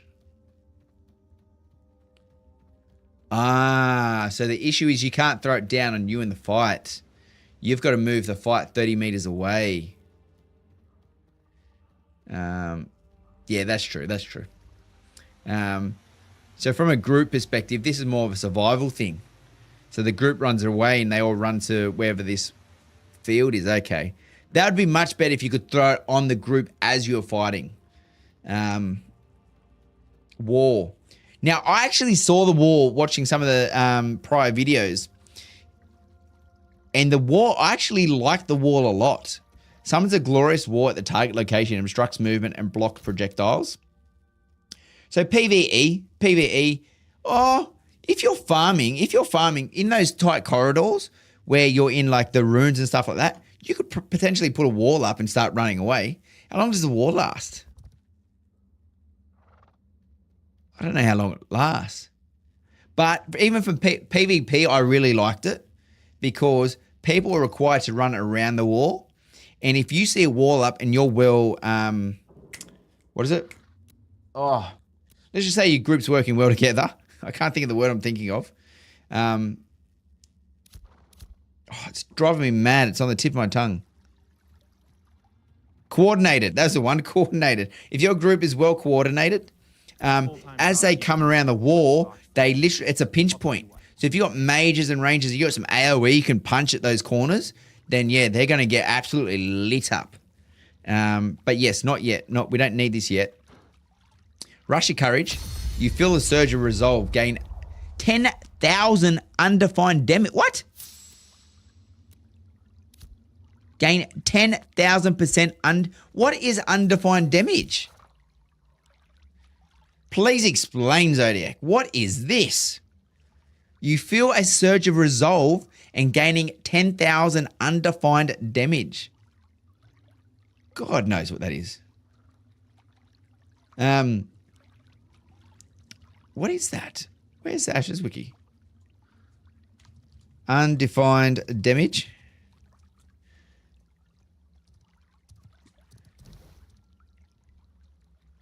Did I spell that wrong? Huh. Hey, Just Cat. There's an official release date for the Ashes. No official release date yet, Just Cat. There's a good chance it's 2 to 3 years away, and that's our assumption. That's our assumption at the moment. You think it's a bug? It's mashed potatoes, just Irish guacamole. Hey, Major Swift, Jesus. I was relaxing. Yeah, all right, we'll check that in game because that was wild. Could you imagine? I don't know what undefined damage is, but 10,000%. Someone's dead.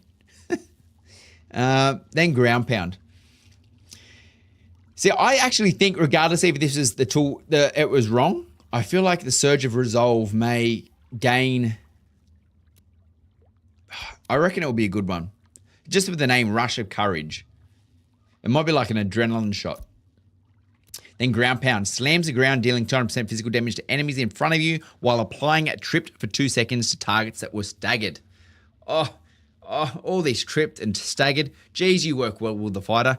Targets already tripped are launched and take 25% more damage. Wow. Cannot move or act for 3 seconds. Reduces disable evasion. I really like this. I really like this a lot. I'm going ground pound. I haven't even read the last one. Gain a indomitable spirit. 30% healing received, 30% max. That's nice. 30% healing received and 30% max health. Oh, that's very important. That is very important. I think that's next. Just so we can maintain the fight longer. What did Wiki say? Wiki said nothing. I couldn't find undefined damage. Undefined might not be a word in the wiki. Might be, but maybe they define it later. It says gain. Oh, the ability in the wiki says, gain damage. Gain 10,000% damage. Don't tell me that it says 10,000% damage. No way. Does it? I'm going to be playing tank when servers reset. I've made my build and posted in tank build. Leans into CC damage and a little earlier than Zodiac's build, as that's my play style. Yeah, it's definitely builds are based on play styles for sure. This one for me is purely team based. Like, as far as this tank here that we're building, where it's close to Zodiac, is pure support. This is support tank. Like, all they care about is taking the aggro and providing the CC that they can provide. I'm going to ask in the Asher Discourse. No, you're right, Major. Bet you can't guess what class I'll be playing as. Mage. Or Summoner, when it comes out. So, I think we definitely need this. But just to give you an idea, I don't know if you tanks know, but as a fighter, we have Maim. Maim deals 20% additional damage to recently tripped targets. So if the tank is constantly tripping, I'll be spamming Maim. I'll be spamming Maim off my tits every 15 seconds. So 250 physical damage to all targets hit.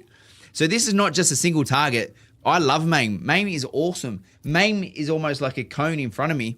Oh, it does. Short forward cone. Anything in front of me, 250% damage, and if tripped, an extra 20%. So it's very good. Since I don't have friends, I can just summon some. Summons demons. You can if you want to. It'll be interesting to see what happens when the 64 classes come out. So to that point, that's why I think Charge is definitely another very good ability. Where's the other tripped? You don't need staggered. You don't need staggered for them to become tripped.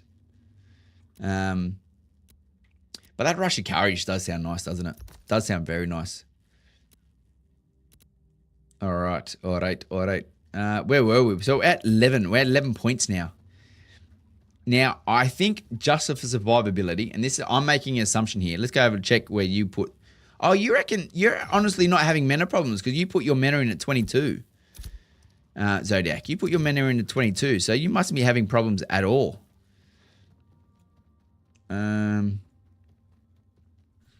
But you have gone back down to the taunts and stuff and filled up the other areas. Okay. I see what you're doing there. Oh, what did you pick anything else up here? Yeah, look, that still feels like so important, this indomitable spirit. And I almost agree with you. I might even swap this one around. But at the same time, if you put tripped on people with this ability, this is a hard one for me. I don't think it's going to make much of a difference between 11 and 12, to be honest. Between 11 and 12, once you hit 12, then you can get the healing. But that 11's nice. But do you want the healing first? It's a hard one. That one's a hard one for me. You could go either way. 11, doing that at 12 or doing that one at 12. Doesn't matter. Now I'll probably will go back to the shield. Increase the shielding of Vengeance. And Vengeance says, deal damage to your target. Other nearby targets take reduced damage. On hit, gain a stack of Vengeance, granting temporary health equal to your level. The maximum HP contribution shielding increases. So I'll increase this by an extra 50%. I think I'm going to do that. I think that's necessary to increase our shield. Then we had the intercepts. We had the taunts. Actually, I'll probably take that away. We'll probably need the taunt, don't we? Yeah, I'll go... Yeah, I think we'll go to the taunt. Grants threat equal to 2 times your health. So now we've got the threat back, just in case. And then fortify consumes courage to reduce damage taken. Does that generate threat? I can't see the word threat. Where are we? What else we got?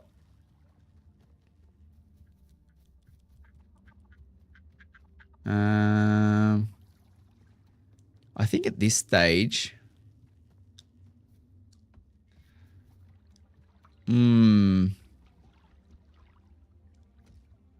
Rush to an ally's defense, war. See, this rush of courage, I'd really like to know how well that one works. Because at the moment, we're literally running out of our shielding abilities other than taking damage off other people. And threat generation. There's a few other threat generators. But to that point, I'm not 100% sure how much more threat we need to maintain this fight. Yeah, mine's just aggro from damage earlier rather than aggro through aura. Once it's 17, it purely goes into group support pretty much. Yeah, so I think regardless, even though we're building out a composition, I think what we also can identify is once you get to level 25, the builds are built. There's only a few different abilities that you may not have. It's more, okay, what is the composition going to be? Is it going to be one tank? Is it going to be 2 tanks, for example? I think that's definitely going to be a hard part. Yeah, mine's just aggro from damage earlier rather than later. Walks into a room with the giant blood-covered demon. What the hell is that? Oh, it's just Mr. Wiggles. Jesus. So now we're at 12. 13. We've got more ability to do that. I think this is where we go for the fortify to reduce the damage taken. Then we get relentless vengeance to get the shield increased by 50% again. And then from there, I felt like we had... if that was good, I'd like to know. Then we pick up the slam just so we could have... oh, no, it was the... does this one generate threat? Direction facing enemies and collide with 50% physical damage becomes staggered. I think the slam to target in front of you for 300% physical. I think we need that. Oh. Look, we're making the assumption that we're getting enough mana from the bard and the cleric. Oh, then we're going to go... look. That produces the threat. The charge. How far does the charge go? You do get staggered on it. I think we'll go staggered. Adds knockback to targets. Adds powerful knockback to slam. So both of these are knockback. So whether we want to knockback or not, we can add it. Shake it off breaks the disabling effects on the caster. As we're getting to level 17, I still don't think we're going to have massive status effects.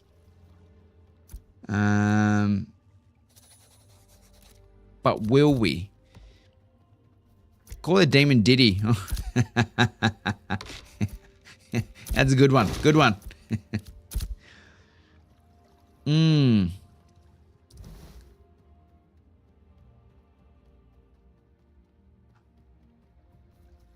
So the hard one here for me. So we're currently sitting at what we're currently at 17. So we've still got plenty of points to play with. Still got 7 points to play with. It's just the what level do we now start putting things into? And I think we could, and for me is when do we start protecting other players that are struggling? So I think from here, I'm going to make an assumption that Rush of Courage is nice. War, Fort Absorption Field, and Intercept. Rush to an ally's defense. I feel like they're last. Like rushing to an ally's defense, protect, and absorption field maybe last, and Aegis maybe last. And so all we've got left is the mana regen, the knockbacks, and the shake it off. And then we do have a choice of whether we want to do this damage or not. And you're right to that point of we may not want to do this damage because we're more about being the support.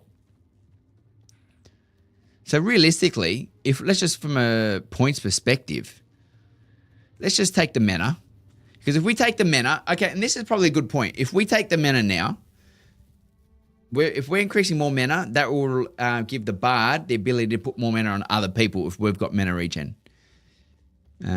which is very important. We want to protect the healer. I honestly don't like Tomahawk. I think Tomahawk's shit. Intercept attacks that strike your friendly target. Oh. I'm going to go shake it off. And then we're going to go... I think the absorption field's nice. I think the absorption field is a big ability. Throw Rallying Banner to the target location that spawns an absorption field upon impact. You and your allies that enter the absorption field are granted temporary health. I think it's 30 meters away. You got to throw it. But I think it's a very good ability. Then protect.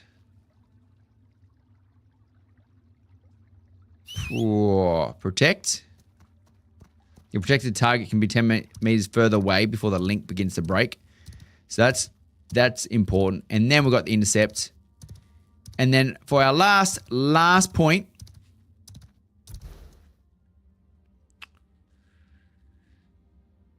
off early to cancel the effect. I think, and then from there, our last point, I think I have to put it in. Oh, with Rush of Courage or War? Shit, I forgot about the fucking Rush of Courage. I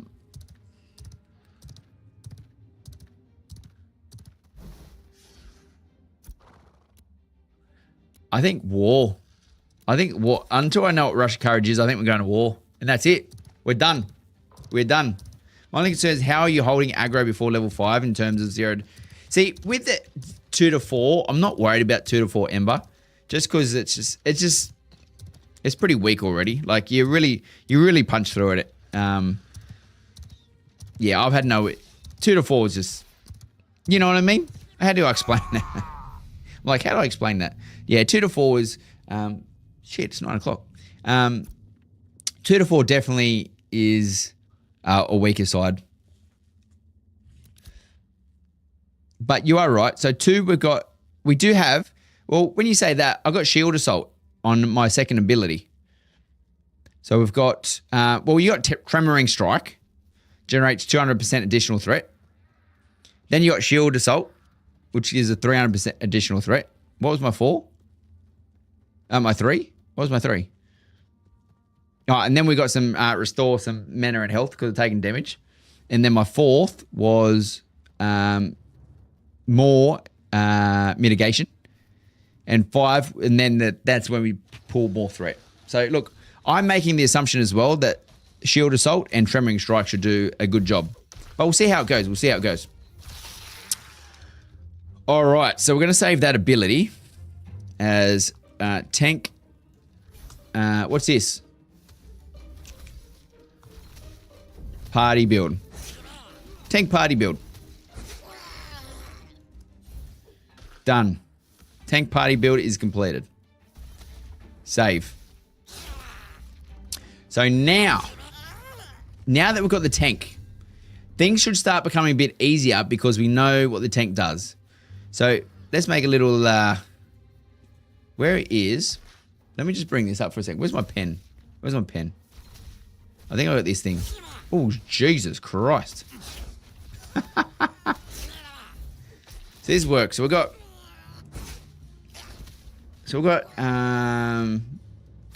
we'll go to this guy. I know what color do we want. We want... Is that color good? Yeah, that'll do. Yeah, all right, we'll do that. We'll clear this. Clear that. All right, so tank. Oh, that's very big.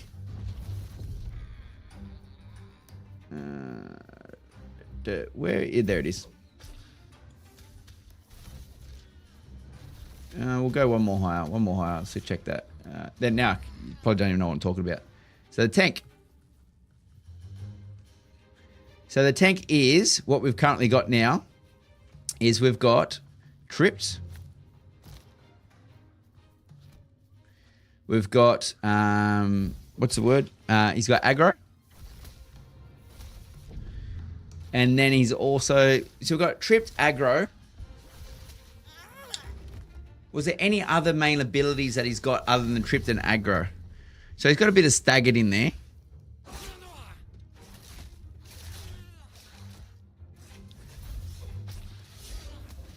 And that's mainly it. So from a group composition perspective, and he has a very small heal and shield on people, but I don't think they're massive. So I think from a group perspective, that's what we're going to get from the tank. Would anyone disagree? Yeah, let me double check that's still there. Good. Oh, it stays there. What do you mean it stays there? That's not meant to happen, work like that. This is what happens when you get a new thing to play with. Yeah, we'll clear that out. Clear that out. I'll write it down for later. So, so aggro, tripped. What was the other one? Staggered.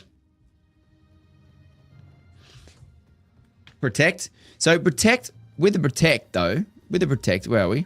Oh, get out of here. So with the protect, intercept attacks. So, yeah, I guess we could put that. I guess overall, so we've got that one, and then we had, that was the only one?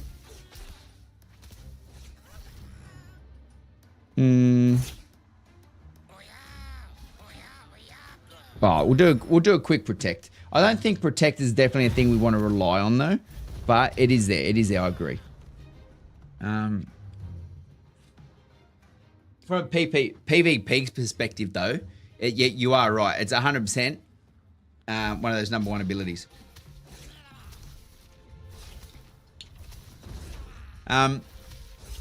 So now that we've done that,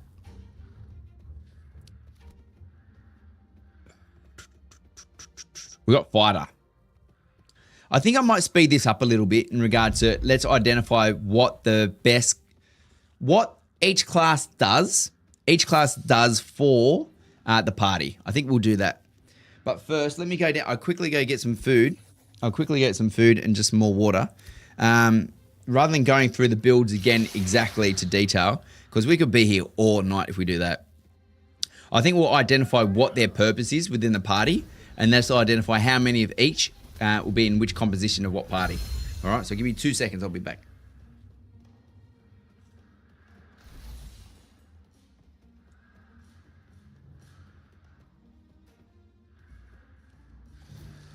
I should move this out of the way so you can bloody watch something while I'm gone.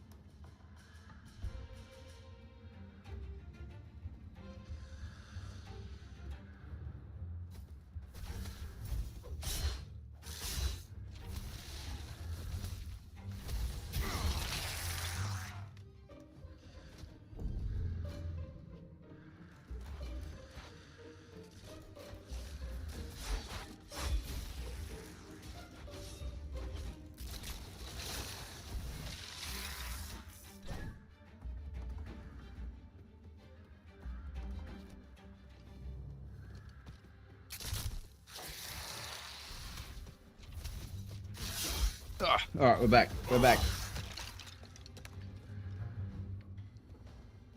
feel like this is a good combo for PvE at least. I think 1 tank, 2 CQC melee. What's CQC? Bard is more than sufficient to keeping the group alive with its AoE heals, bringing up 1 additional DPS slot. You reckon, Varga? What's CQC? Oh, fighters. Oh, close quarter combat. Gotcha. 1 Bard for buffs. 2 range DPS.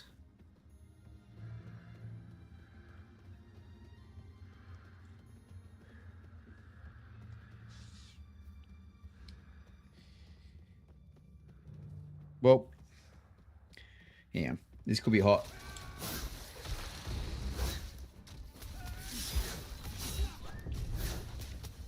Well, let's have a look.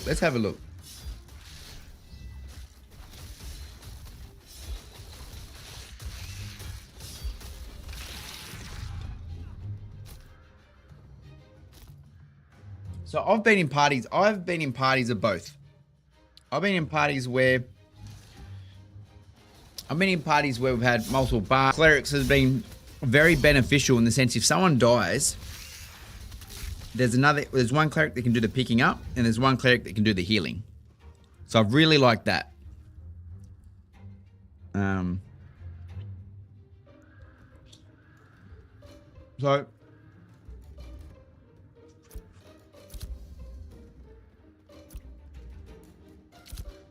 So the fighter himself, because I know the fighter.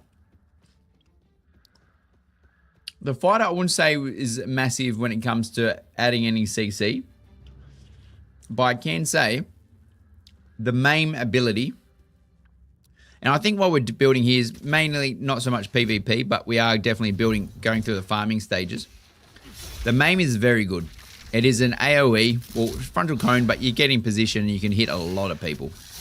The rupture is great. So a lot of bleeds. So I've gone a lot of bleeds with the fighter. So I add this down. So we've got tank and then the fighter. So the fighter is known for the bleeds. So the dots. The maim, and then I would say large damage. Large damage based on trip targets. So if we're going to have a link, actually I'll do this on paint, because if we do this on paint, then at least we can save it rather than that stupid other thing I was doing.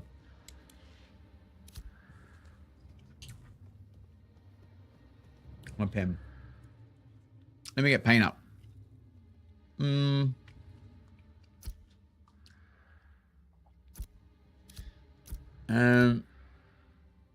guys probably want a black screen too, don't you?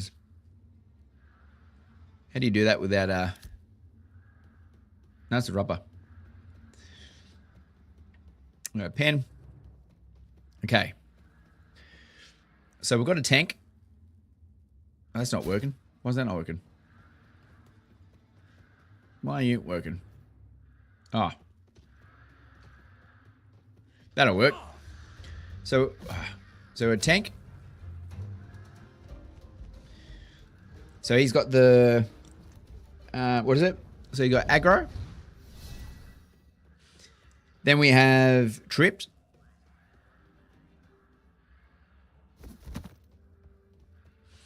And then we have staggered. I don't know if that's how you spell staggered. And then we have protect. And when you got the fighter, we probably need a better graph than this, but this is a napkin. Let's say this is a napkin. I see it as if you do enough DPS, there's not much DPS coming in, so less healing required. Yeah, no, I agree. Brutal cleave into Cataclysm to main with form celerity, good damage for AoE and all get tripped. Yeah, it's very good nonsense, and that's what I was going to put in. So, for example, the fighter, we rely on him for the bleeds. So that's a dot. And then we have, how would you put this? So I think how do you, let's just say large damage. Large damage. But this requires trips. Whoop, wrong way. So we need trip to do the large damage. And then move him out of the way. So that's where this synergy starts to come along. So we're going to start drawing the lines with synergy. Hey, Bits and Crafts, how you going, buddy? But yeah, nonsense, I agree. So the Cataclysm does a big damage with because they're tripped and because they're staggered. So, same again. So same again. For us to do large damage, we need to use the trip. Essentially, we also need staggered.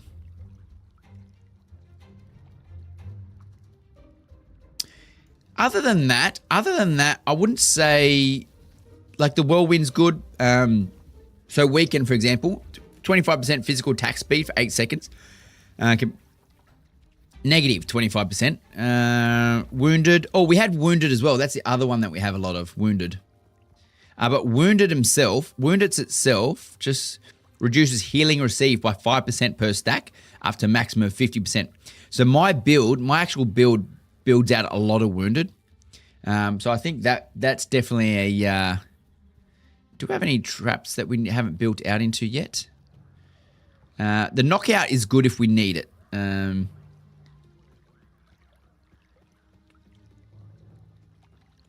So let's say Wounded.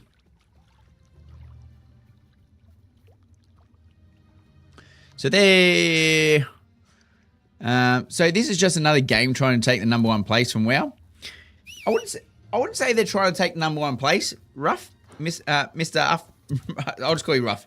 I don't think they're trying to take the #1 place, but they're doing a very good job at trying to get there. I don't think #1 place is their intention. That's why you do that after Cataclysm. But what I'm doing is getting those synergies in as well. So do we have to rely...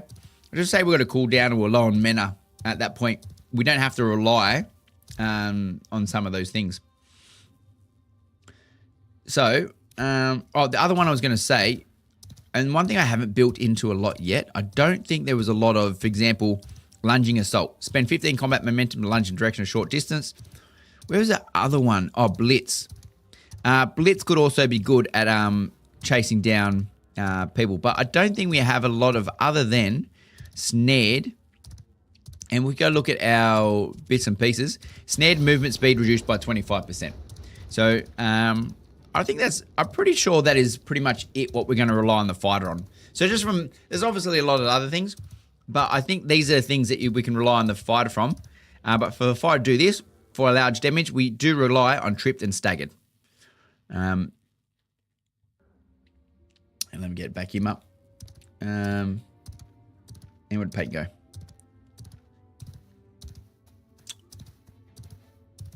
What's this? Oh, this is my build. AC and WoW target different people. There's an overlap, of course. Oh, always going to be an overlap when there's a big game. MMO brain rot to compare to everything to WoW. It's hard not to compare games like this to WoW, since WoW made the PA, the par, the ground. The what? The ground? Look, I get what you're saying. But it doesn't... I guess when you say things like that, people are going to say, well, are you not allowed to make another game? And after a combo, I would say you'd switch from form to ferocity and do battle cry into whirlwind. Oh, definitely nonsense. I think what I'll do, because I would go, rather than going to each class, I'm going to see, okay, what's going to be the best party combination. And we might go, once we put this all out on paper, we might go, actually the fighter's not required in this combo because it's not dealing enough damage. But one thing I can definitely say is the fighter can put out a lot of damage based on some of that already. Not really as there were other MMOs before WoW, just not as big. That's true. They definitely brought it to the mainstream. That's for sure. So Cleric. So the Cleric is known for big heals. So Cleric. So we got heals. Whoops. I think cleric's definitely being in there. cleric's a no-brainer already, just with heals. And then any other... Does the cleric provide anything else? So we've got the... Oh, we do have the weapon, the mana regen. So I think we can definitely add mana regen.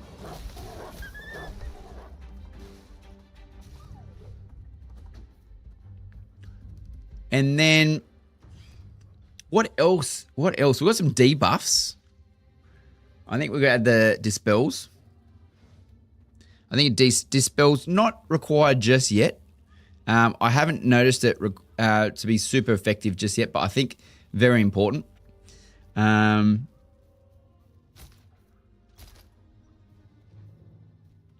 healing's just awesome. Wings of Salvation, gaining temporary health equal to 250% magical power. Oh. You know what the other one we need on here? Resurrection. Most important one. Hangman, I'm on Castus. Castus, I'm on Castus, my friend. Burning. Oh, burning do they? Which one on the cleric? So what am I missing there? Where's the burning one? Look at those heals. Ridiculous.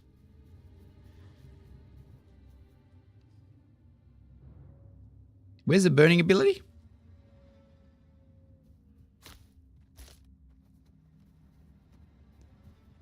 I don't see any burning yet. Goodness, your hand. Silence. Silence is nice.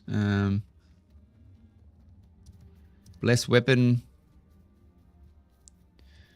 Hey, Don. How you going, buddy? Smite and Judgment. Oh, that was down. Oh, down here. Oh, here we go. Deals fire damage every second. Last. Okay. Oh, and Smite was the original ability, was it? Smite. There we go. All right. So it does do a burn. I'll put. Okay. So you think the burn's probably the last that the cleric would bring. Hey, Grimbringer. He comes in. He comes in. Are you doing some... We're doing some... What we're doing some theory crafting on what the best composition is. So if you're going to have a team of 8 people, what is the best composition to run out to the wild with?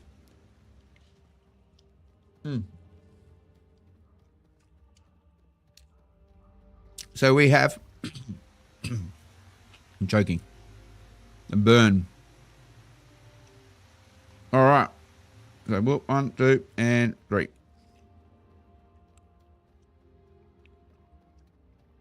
Next, okay, I'm going to need help with this one. We're on the mage.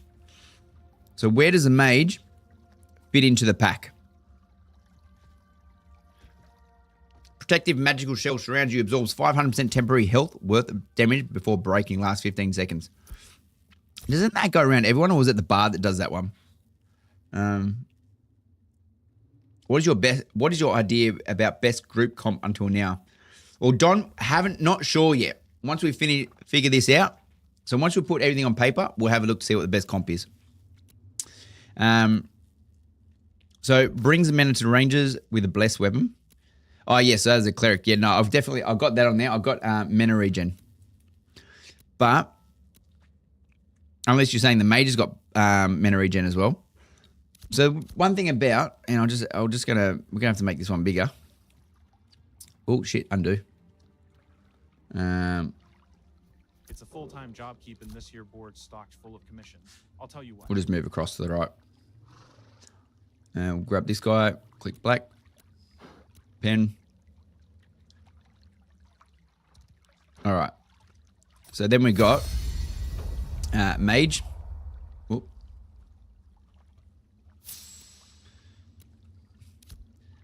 AoE. See, we haven't got many CCs yet. It's great for AoE farm and enhanced weapons. So, what have we got? We've got staggered, burning, lightning, chilled. So I know, for example, chilled or frozen helps with a fighter. So this guy does a lot of shocked, chilled, burns. So I'm just going to write this off to the side. So burn, chill. Then what else have we got? So he does a lot of dot from the burning. Slumber applies incapacitated to targets in a small area around the primary target. Last incapacitated. Battle cry, target location dealing 1 damage. Cannot move or rotate. So that's nice. Shatter's nice. When you deal lightning damage to a recently frozen target, they are dealt a bonus 300% ice damage. Shattered can only be triggered once every 4 seconds. So they do big damage. Magic, volatile. Shatter is the main magic gimmick. Mage gimmick. Pull out my mage and you'll see the proc effects in full effect.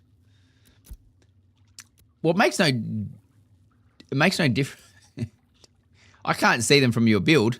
So what do you mean? So what I need to know is what's the mage known for? Like why do we want the mage other than the AoE, the burns, and the chills? What else do we want the mage on the field for? Obviously big damage. AoE, I guess AoE big damage. Gives fighter enhanced weapon. That's true.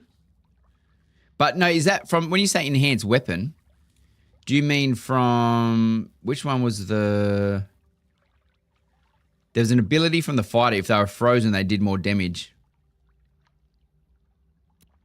Or you mean you can enhance the fighter's weapon? Can't find it.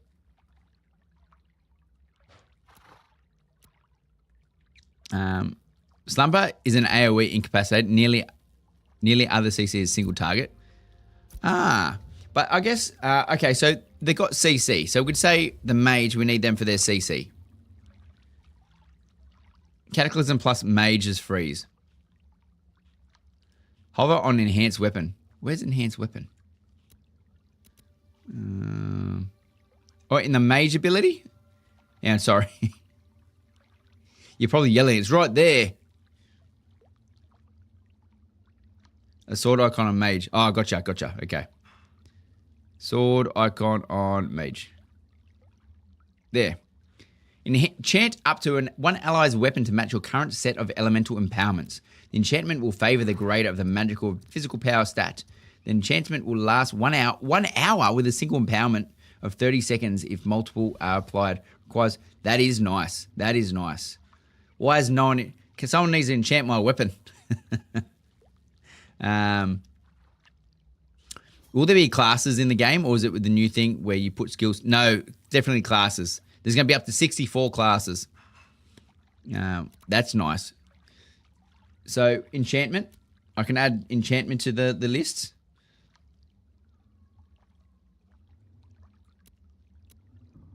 So enchantment.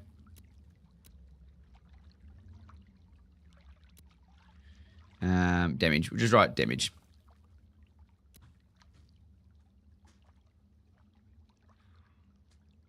And then we'll go. What do we have from up to there? Is there anything else at the mage? Give me 2 seconds.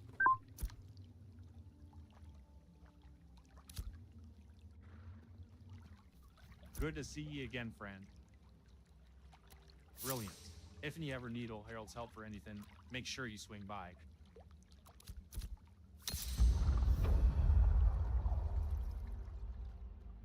All right. So I get more food. Give me a prismatic ray all day. Where's prismatic ray?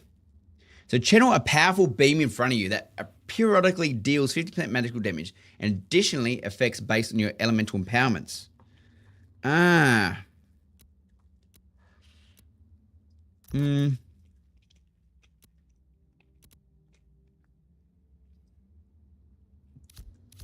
Each hit drains 200% arcane damage per target, returning up to 200% arcane damage to the caster. So, I think I think what we can establish. Well, based on prototype, what you've identified, the mage can hit hard. The mage can hit hard. So that's where we're sitting with the mage. But they're obviously a little bit squishier. And then we've got some slows and stuff in there from... I'm just seeing if there's any slows, but everything's damaged. So every effect that's currently being applied is burning, which is shocked, is damaged. Frozen, cannot move. Incapacitate. I really do like slumber. Incapacitate is nice. Burning, volatile, staggered, conflagrating. Conflagrating is not too bad. Convert all remaining burning damage on the target into an accelerated dot lasting 4 seconds. But there was something on the fighter. I need to find it now. If someone is frozen, here we go. Yeah, Cataclysm. This bonus is doubled against frozen targets. So Cataclysm can hit hard if a target is frozen.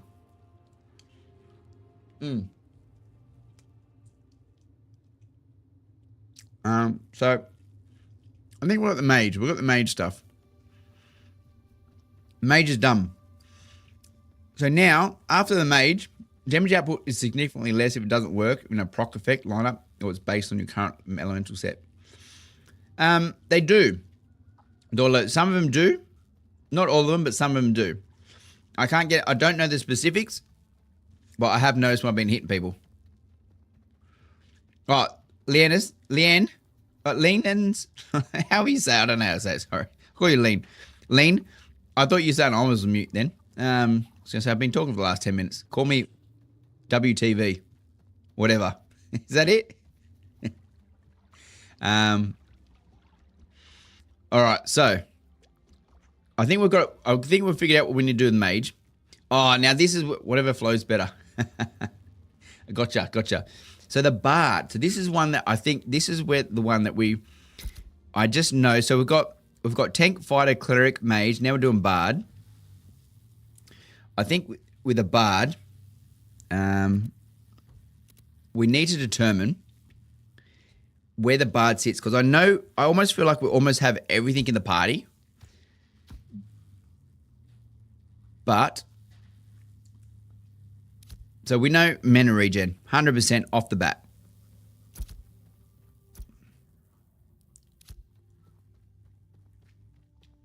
What else does a bard offer the group?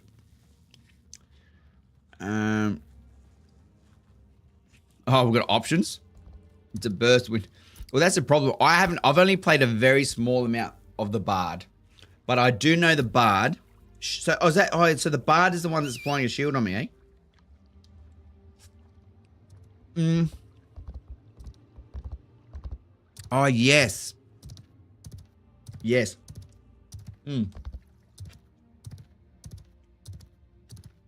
Whoa. So we got shield. Where are we, bard? Shield. What other buffs did we get? We've got healing as well. So they do have a small... Oh, shit. Fucking, what am I doing here? I just broke everything. How did Discord get over here? Now, I'll move him over here for a second. You got in my way, Paint. So you're telling me... Oh, that's what I was doing. I was trying healing buff. So do we use... Here's the other thing. I don't think we use all of these. It's healing plus healing buffs, aren't they? Damage reduction with certain debuffs. Well, let's go through the abilities so we can identify what they are. So I'm eating as well. That's the problem. So we have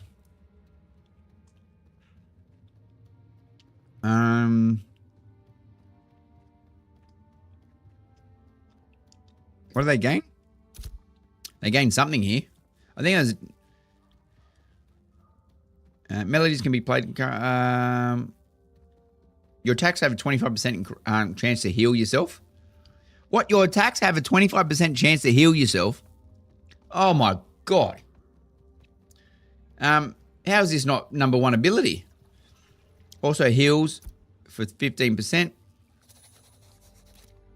Restores mana. And movement speed, stamina, regen. Okay, stamina regen is probably another...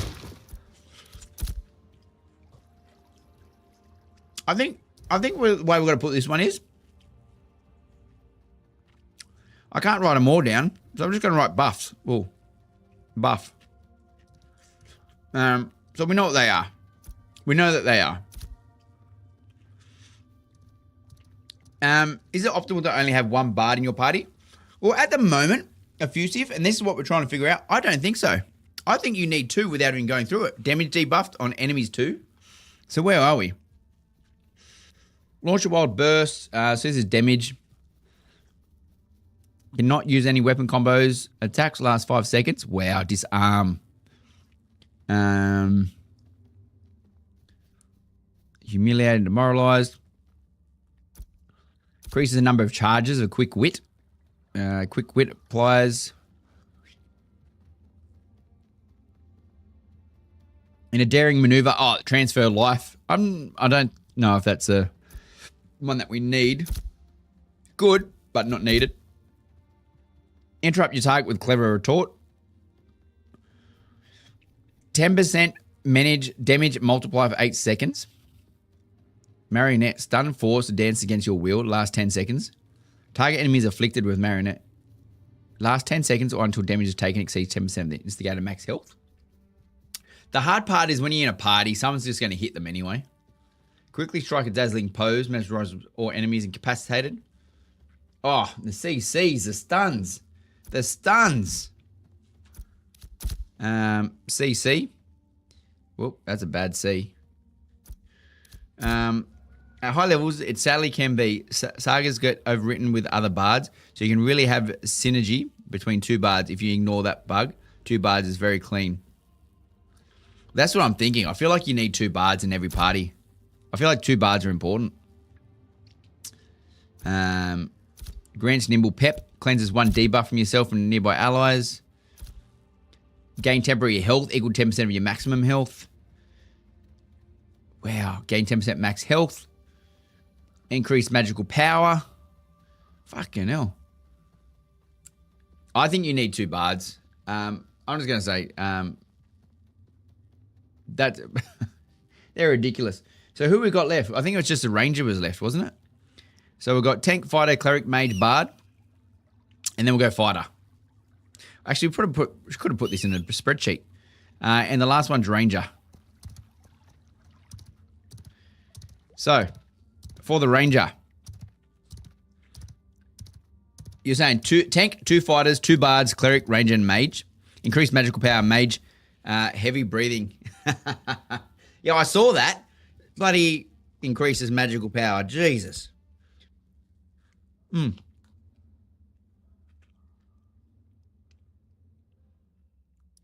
What's the last 2? Oh, that's too much to read.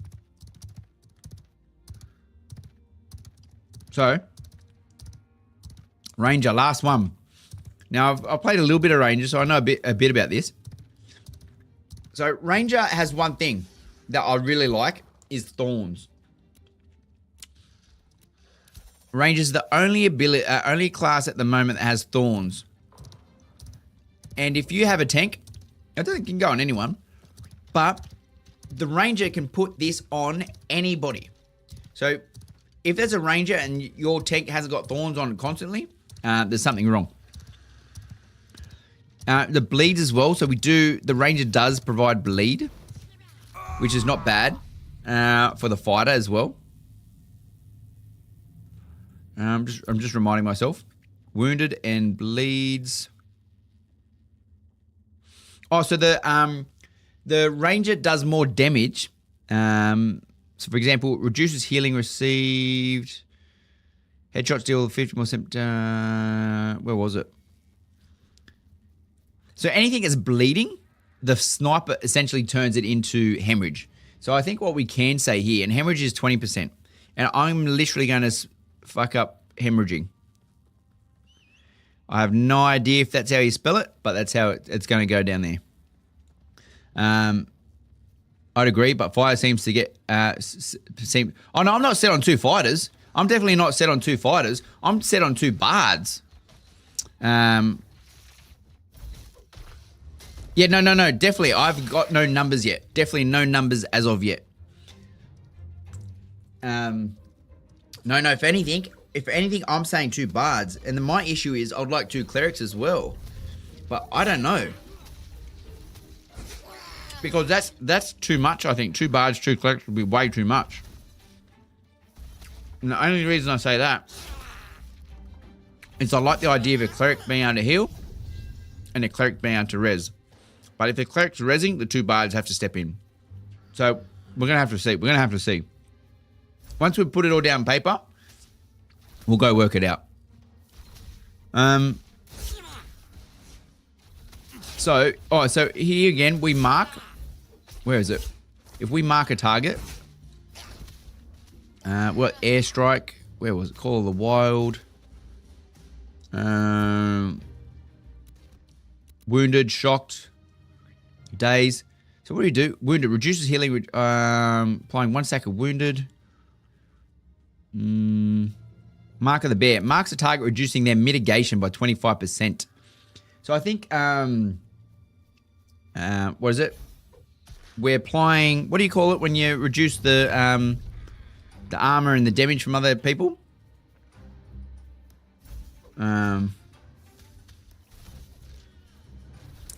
Target debuff? Enemy NPC debuff? What do you call it? Why can't I think of what it's called? I'm struggling here. Thorns, hemorrhage. Just call it target debuff. Would mostly solo player be able to enjoy the game? No, you can definitely play it solo. Definitely play it solo. Your preference right now is 2 clerics, 1 bard, but 2 bards, 1 cleric can work for sure. Well, I'm not sold on it yet. Then with the bleeding, the hemorrhaging is very important. The thunder shot will be based on if the target is dazed, the effect consumed and it becomes silenced. We add shock here. Oh, traps. That's the other reason for the ranger. So they got thorns that snare people, so 25% movement speed reduced. They got traps. Now has 3 charges, increases by 15 seconds. Becomes rooted for 4 seconds, is crazy. And movement speed. So we got the traps. I think there's another one. So you got the thorns, the traps, and wasn't there another one? It's good that the ranger also has its own regen. I'm sure there's another one that slowed them down. Maybe I was wrong.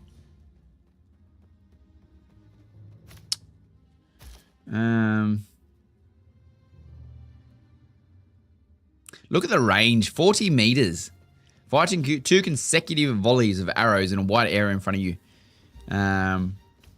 Applying 1 stack of wounded to enemies with each hit. And 2 shocked targets. So, look, the other bonus. So I'm gonna put these down here. I'll put these down here, and we're gonna go traps. Oh, traps. And wounded. Because with the fighter, and this is, I don't know how we're going to expand this bloody big guy. But look, we're going to go full screen. We're going to go full screen now. We're going to zoom out. Oh, this is bad. This is bad. I apologize. We can go into there. We can zoom over to the left. Very small. How are you guys seeing that? Can you guys see that? Oh, shit. Don't do that. I'm going to make the assumption you guys can see this. So, what do I do there? Didn't want to do that. Oh, here we go. I'll click over here. Maybe that moves. Yep, sweet. Now I can zoom in a little bit more. Zoom out one. Go to 75, mate. Not 84. 75. There we go. All right. Because my said this has hurt me. There.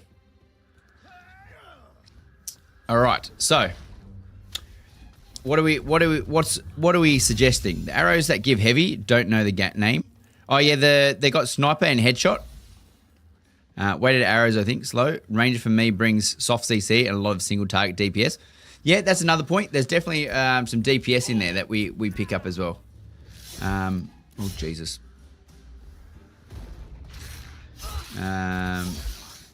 Why is this so big? Test that out. Yeah, that'll do. So, and then DPS. I should have wrote with that in the first place. I might install it and give it a try. It's not that I mind doing stuff as a group. I usually just don't have a fixed set of friends to play with. Well, Ramshackles, 100% mate. You can definitely play with us. I've found it very easy, and I'm sure other people agree with me. It's actually very easy to get in parties. Like, it is very easy to get in parties. Last weekend, as soon as I got in the game, I got into a party, and I literally stayed in that party the whole entire day. It was crazy. Unless you're a mage, every party already has a mage. So let's create the best party. So before we make the party, let's just double check on some synergies here. I'll click red for a second. So Wounded, for example, works very good with a fighter. Because, just to give you an idea where my head is at the moment with that, everything. Where was the one that Wounded does a lot of damage or stacks of wound? I think it was Rupture. So, deal 50% physical damage and apply a debuff to a target. While in debuff is active, the target gets 1 wounded stack. After 5 seconds, the target takes another 150 physical damage plus 10% additional damage for each stack of wounded, up to another 150%. On the initial hit of the target bleeding, 1 stack is consumed and the target becomes hemorrhaging. So this is where Wounded comes in. It's just nice for the fighter. So every time Rupture is on someone, you essentially get another 150% on top. We have more mages in our guild than anything, but it's not by much. We need every guild, I think, need more tanks. And that's what once I get all the data together, I'll have to check. Oh, but if anyone is trying, oh sorry, my camera's over half the build. If anyone does want a guild, jump into the Discord, !Discord. You can get in, jump in the guild. There is a form you can fill in, and that will just apply you to the guild, and we can get you in. We're playing on Castus, so the more the merrier. Happy to have you.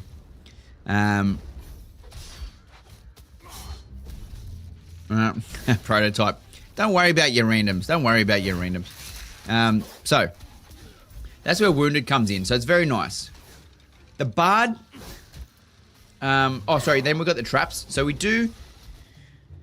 We'll work through these. We're going to work backwards. Let me just undo that because I'm going to make it messy if I do that. So Wounded's very good for. I've got the pen backwards. That's why it's not working. Wounded's very good for the fighter. And what does Wounded do again as well? Wounded, I don't think Wounded was amazing, but from a PvP perspective, it may have been. Reduces healing received by 5% per stack, up to a maximum of 50% at 10 stacks. Lasts 15 seconds. So at the moment, my build, for example, if we've got Wounded and we're doing PvP specifically, the fighter and the ranger are bringing that healing. So the cleric and the bard aren't able to heal as much, and they're going to be actually smashing, and this is probably a strategy as well, they're going to be smashing the tank with heals. They're going to be trying to heal that tank. But if the ranger and fighter are fighting the tank, and you can get stacks of wounded on that tank, you could probably knock out that tank. The cleric and the ranger, the bard may have lost most of their mana because they've been trying to heal the tank. Take out the tank, then the cleric and the bard, and that may be a strategy. Just because Wounded, and this may be an underrated power, if Wounded is mitigating 50% of the heals that the tank receives, you might have an option. Even clicking need doesn't guarantee you need a roll. Rolling need. Yeah, you definitely 100% will be fine. Any group. Ram, if you need a group, I'll invite you, mate. I'll invite you. Like I said, jump in the Discord. We'll get you in. But yeah, we need tanks. We definitely need tanks. Okay, so an alpha, when it comes to closer to 5 days, 24/7. Those who have more time on their hands can always make another character. Definitely. It's going to be a lot of fun. But I got distracted because I got excited there. So the fighter, the fighter and the ranger both have wounded, which will be good for grinding tanks. So we'll make a legend. 4 tanks. 4 tanks. It's not 4 tanks, we're aggro tanks. Then we've got the traps. The traps are only ever good for PvP. So we want that for PvP. The target debuffs. Same again, bosses and tanks. So bosses and tanks. Hemorrhage. Hemorrhage is just good DPS dot DPS. Missed that. So dot DPS hemorrhaging.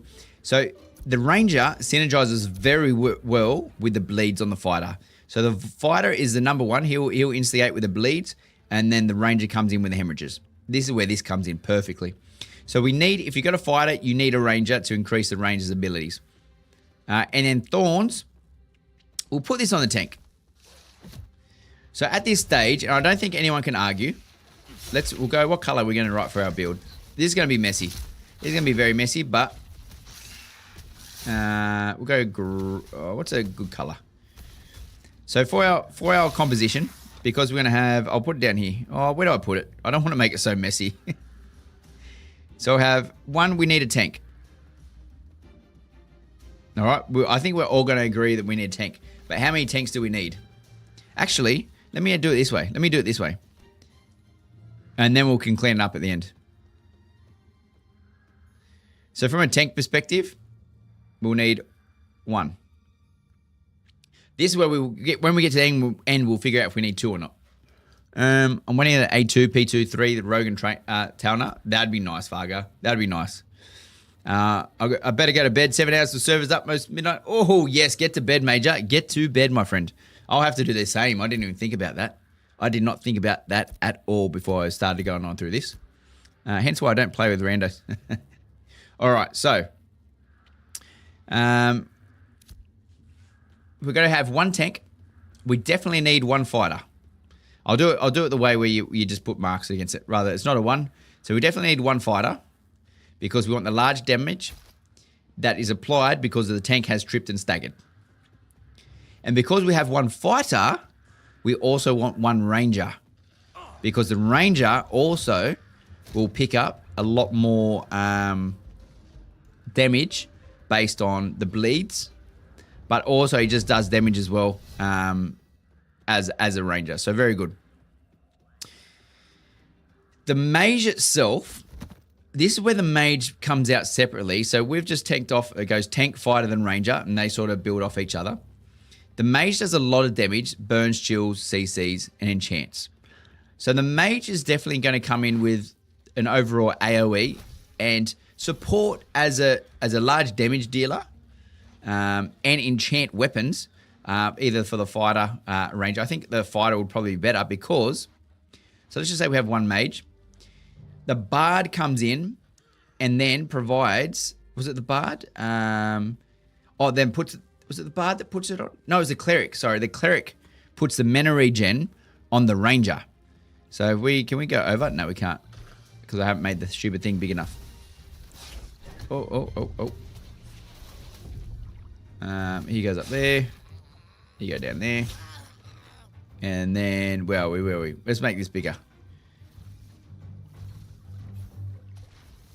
And what?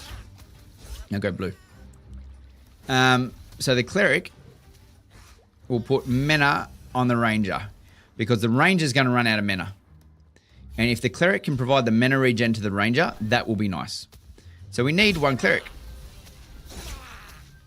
Weapon enchant and bless weapon stack. Do they? That's nice. That is very nice. I did not know effusive. So,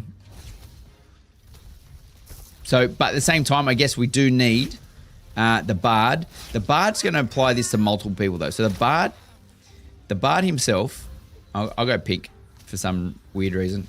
So the Bard itself, because he's going to need to apply mana to the fighter, the tank. Does the Bard need to apply mana to the cleric? I assume so. I assume the Bard's applying mana to everybody. Is there something the Bard is not applying mana to? Because essentially the Bard is supporting everybody.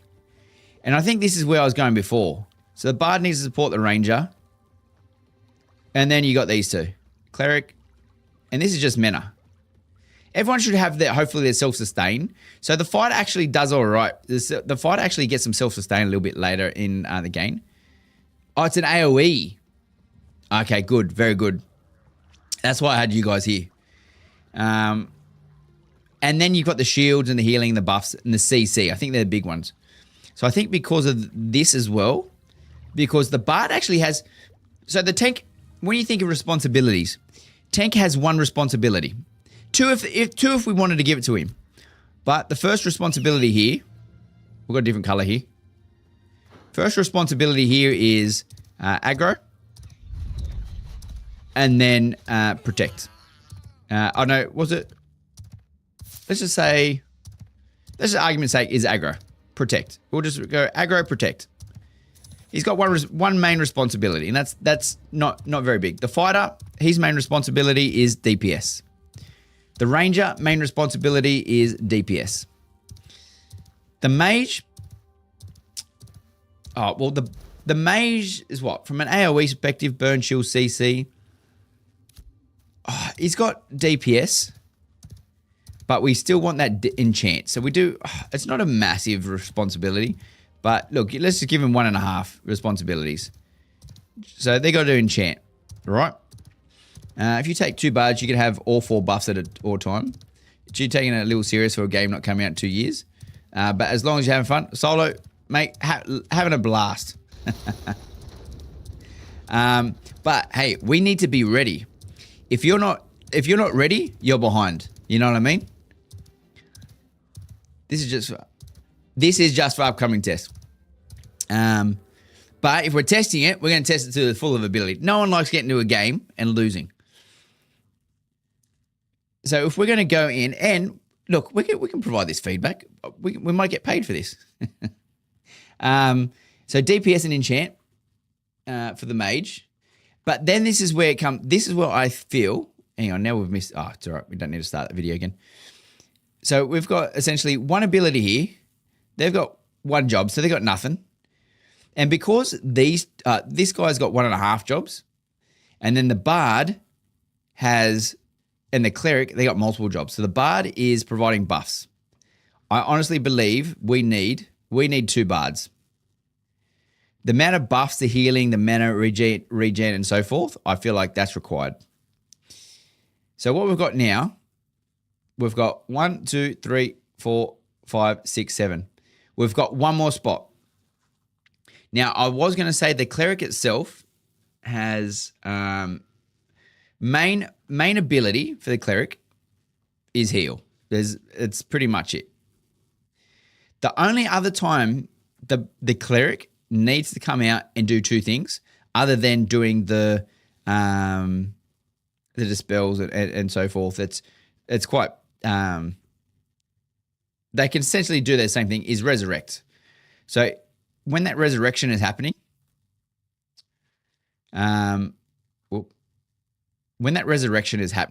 we lose the heals from the Cleric because that resurrection takes a lot of time. There's no such thing as being ahead of the game because if you're early, you're on time. That's if you're on time, you're late. That's true. That's true. So to that point, I think this is where the second Bard comes in. And as long as the group's communicating, we'll get the heals off from the Bard. The Bard may need to take on multiple roles. So I feel like from a group perspective, I think the Bard has the most important job. Without doubt, the Bard is the most important. So the question is, And AoE is silence cleric. Oh, kill scar. You do? That's true. That's true. So look, we've literally picked one of each character and 2 bards. Now, where are we selecting the last slot? Who is the last character that we pick? Say mage, because if they do burst combo staggered, there's always be a mage ready to burst the group down. That's true. That's true. So that's a DPS perspective.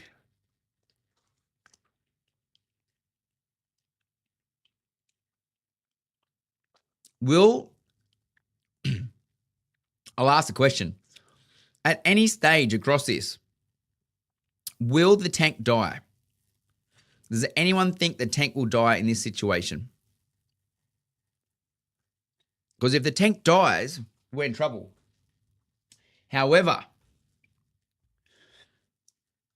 what's our opinion of the fighter being able to back up and protect the tank, protect the group and become as the second tank? Not if the cleric. That's true.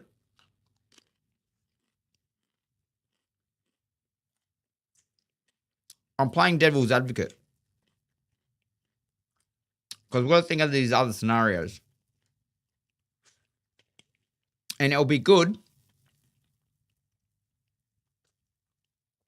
once the other classes come out. We're in a lot of trouble. But as Stephen said the other day, if anything was going to get buffed, it was group composition. Because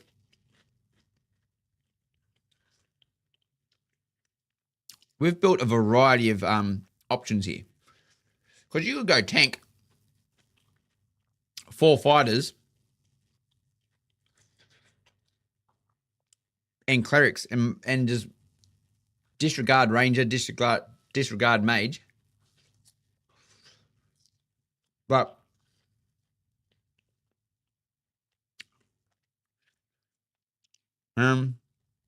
clerics to focus on tank, bards use AoE heals to group heal. I don't think the tank will die because if a lot of cases, the tank will lose aggro, the DPS eventually based on the amount of damage. True. And what do you guys think of the overall approach of spreading it out across the party rather than focus on multiple? So, like, for example, we could have multiple mages. Like, you could have 4 mages if you wanted to. But does that seem unrealistic?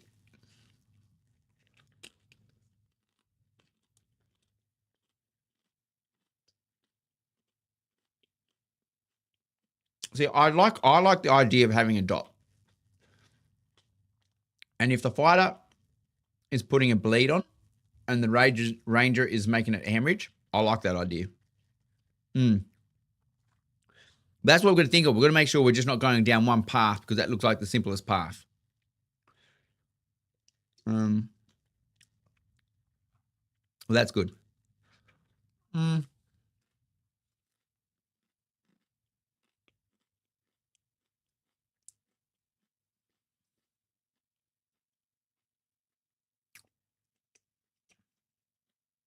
How much damage does a bard put out? Because what I'm thinking now is, how bad would it be to have a third bard? Can anyone see an issue with having a third bard? Bad. See, I haven't played bard enough to go, that's good or bad.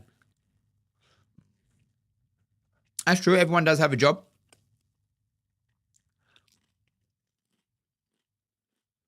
You're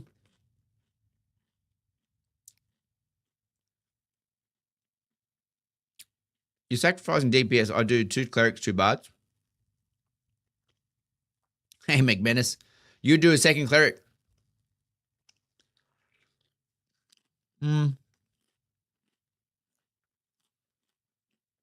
3 bards is a waste, honestly.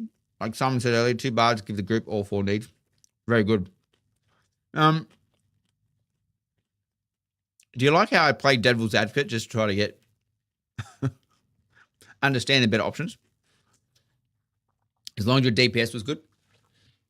But that's the thing. You do need to understand the the DPS from the other players. So we have a choice. We do have a choice. I can see it either way, two ways. We don't need another tank because the way we built the tank, he does just pulls aggro. It's either we get another cleric or we get another fighter. I honestly don't think we need another ranger. I don't think a ranger.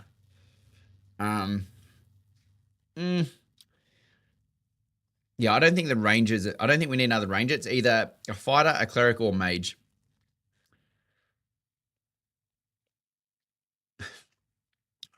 Who you killing, prototype? Your hands hurt from work. Wait till tomorrow when the game's out. You got how long we got? 7 hours and 4 minutes. So yeah, the question is, and none of you have picked yet. So I've narrowed it down to 3: fighter, cleric, or mage. Or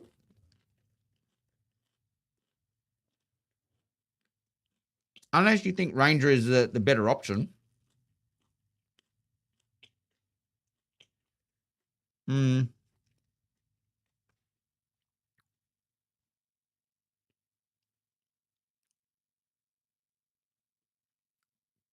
See, I like that option. I like that option, McManus. I actually like the option of the second cleric. The only thing about it that scares me is that do you lose too much DPS and are they too squishy? For me, it would have to be a test. But I do like the idea of having another cleric. I think okay, I'm going to do the vote. I'm going to do a vote.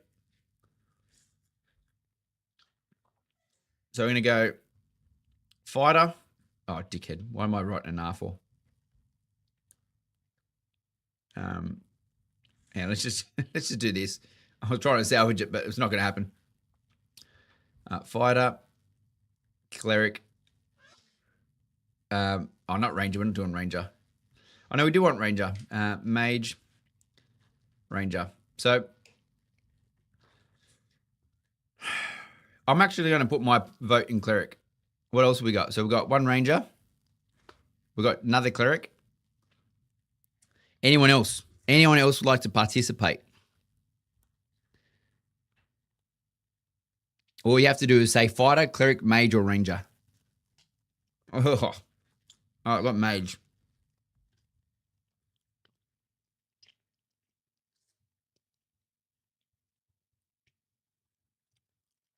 So argument's sake, and think about it this way. If another party of 8 pull up and you're all equal, but one has fighter needs his and you pull up against another group and you got 2 clerics and you got 2 fighters, who's going to win?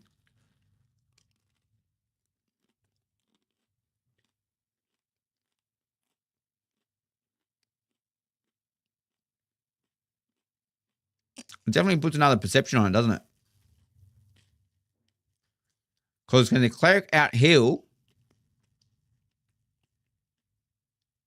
the damage they're putting out? But at the same time, it would be nice. I agree that you want that cleric. If I'm farming, I think I'd want the second cleric. Hey, Rax, how you going, buddy? So if we're farming, I'd 100% go cleric. But going up PvP, I'm not sure.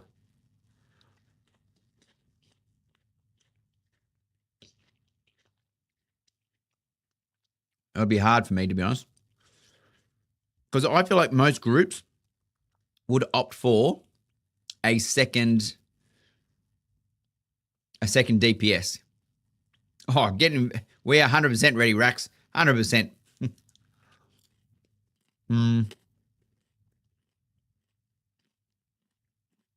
You still reckon 2 clerics for PvP? Oh, mate, Rax, get in, mate. If you want to jump in the guild, got plenty of spots available. All you have to do is go to our Discord, !Discord, and get in. There'll be there's a form, guild recruitment. Just anyone. Actually, I'll show everyone just in case. I haven't done this for a little bit.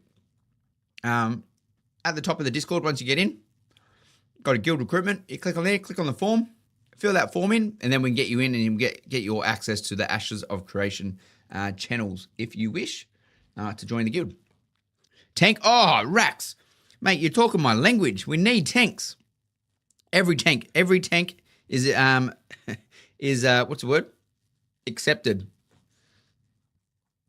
So, is there a giveaway in Discord? Not at the moment. No giveaways at the moment. Pathogen.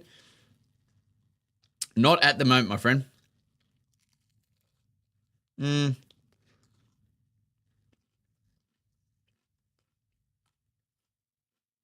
reckon? Well, you do have a point. You do have a point because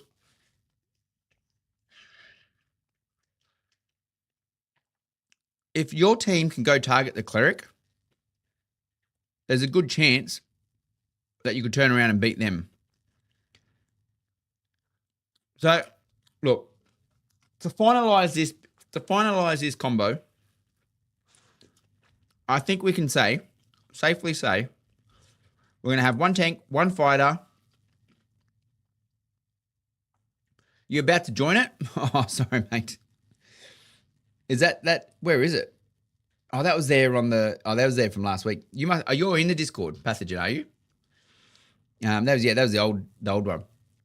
So I think tank, one fighter, two clerics, one mage, two bards, and one ranger. So 4p DPS and 4 support. That is what we've got. One tank, 3 DPS, 4 support. That's what we're saying. But at the same time, the cleric and the bard are all right when it comes out putting out some damage. But that's what we've come up with tonight. So when you say it like that sounds horrible, doesn't it? But hey, it works. If that's what it is. How do we move this down further? I'm just going to keep doing this.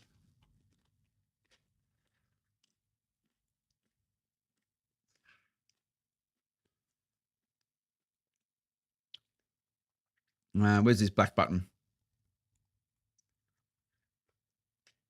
Pen. Blue. Let's write this up properly. Where'd my pen go? How have I lost my pen? Oh, there it is. But my mages example stuns freeze enemies early quick. You still say mage. Well, that is a hard part. Look, I'm going to write it down here so you can see it. But one thing we've definitely established is, unless someone disagrees, I was under the assumption that we may have come up with, after doing all of this, where are we? We've got tank.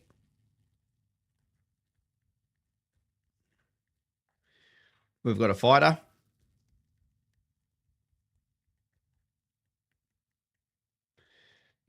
We've got a cleric. We have a mage.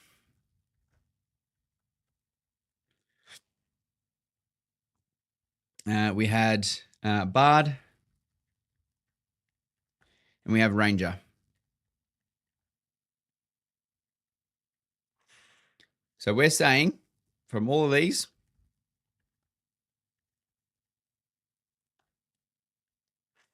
we definitely have one. We have one. We've had 2. 6 hours. 100% Mad Miles. 100%. 6 hours, my friend. 7 hours. 7 hours. 7 hours.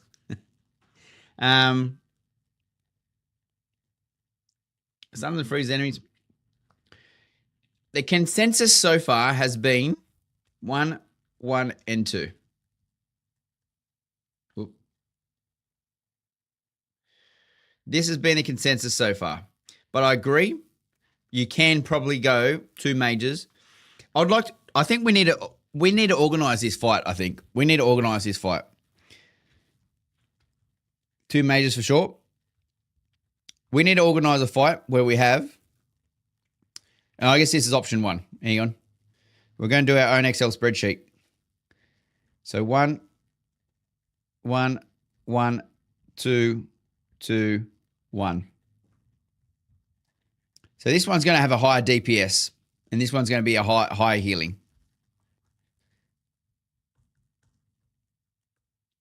Heals, DPS. So that's what we've come up with.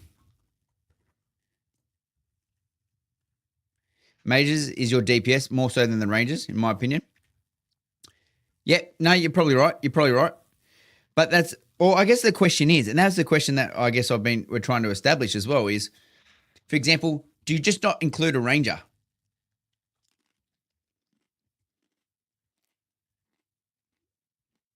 Do you drop out your ranger to pick up? So the problem with the ranger,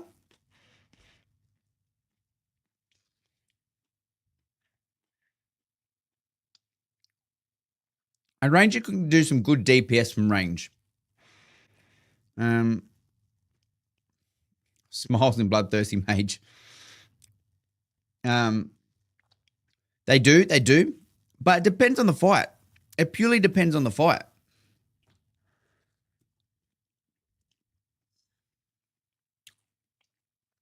That's true. They could be out of range as well if there's a debuff that comes in.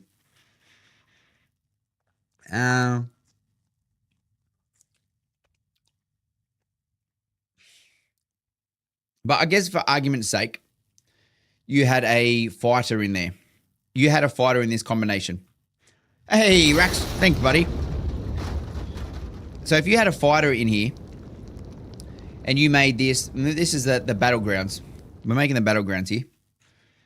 Should we do it? We need another screen. I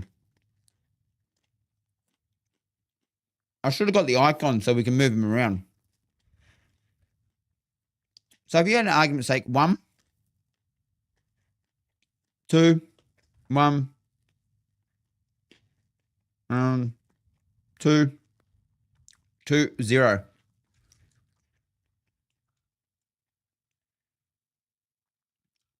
What would that look like? If you're looking at a proc balance over damage, then go for the with the heal team. What do you mean by proc balance prototype?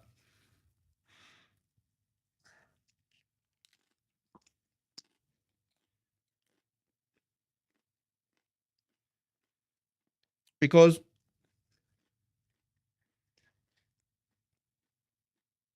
for me, the range is there for distance, but also the dots.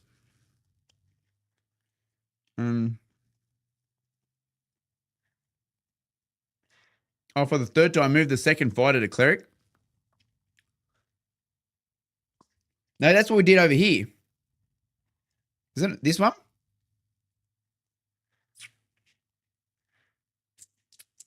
Move the second fighter to cleric. For the third team, move the second fighter to cleric.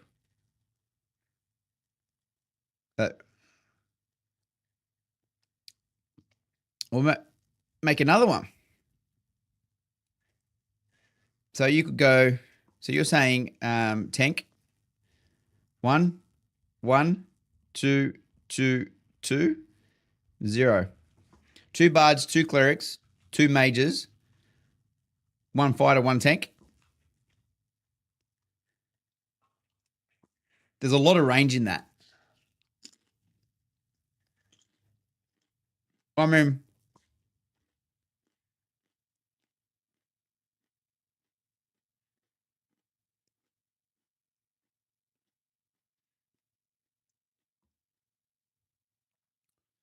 I'm trying to think of how another team would play this.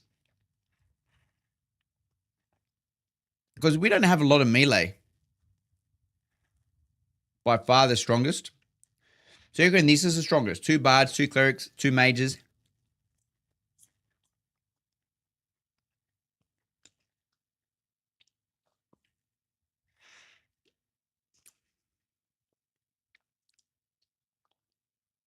It's definitely from a DPS perspective. I agree. I reckon from a DPS perspective, you're going to get the overall outcome for that for sure. The ranger can add proc status effects that others can't apply at the same time. Like, I agree with that. If it's PvP, the opposing team is going to take your bards, clerics out first. I think that will be the strategy every time, McManus. Every time.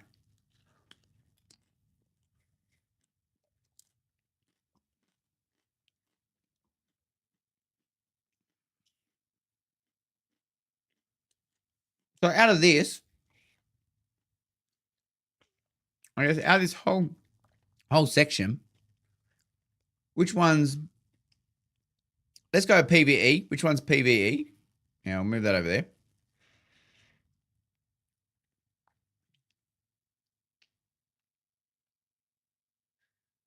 I think you want this for PvE, to be honest. No, but then you got the mage. I'd put PvE on that one. Let's mark this 1, 2, 3, 4. Now, if you disagree, let me know which one you think PvE is. As a ranger, I would take their bards and clerics. That's why you would have 2 of each, and that high DPS will screw them over. Should I give this game a try? Middle Beach, 100% you should give this game a try. But reminder, it is not a game. You're buying into an alpha test, but the game is fun. So you're saying 2's PvE as well, and 4 is PvP.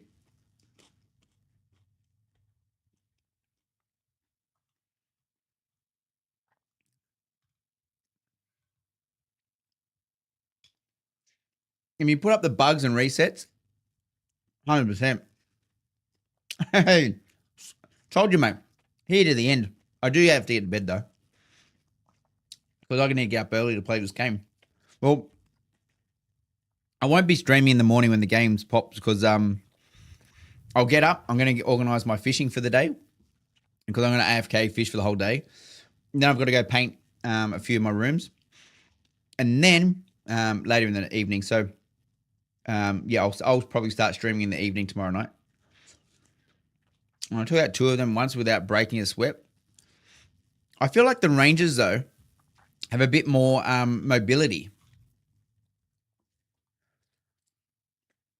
I feel like they got more mobility. So if you've got a good Ranger, this is where the game comes into play. Is if you're a good Ranger, you're going to roll away.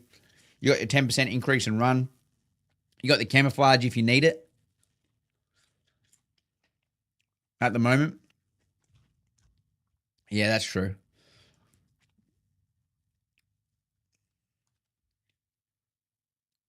Oh, yeah, they try to dodge in it.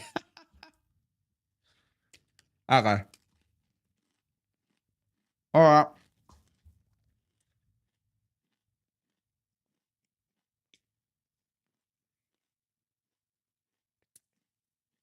So I think we've called it then. I think we've called it.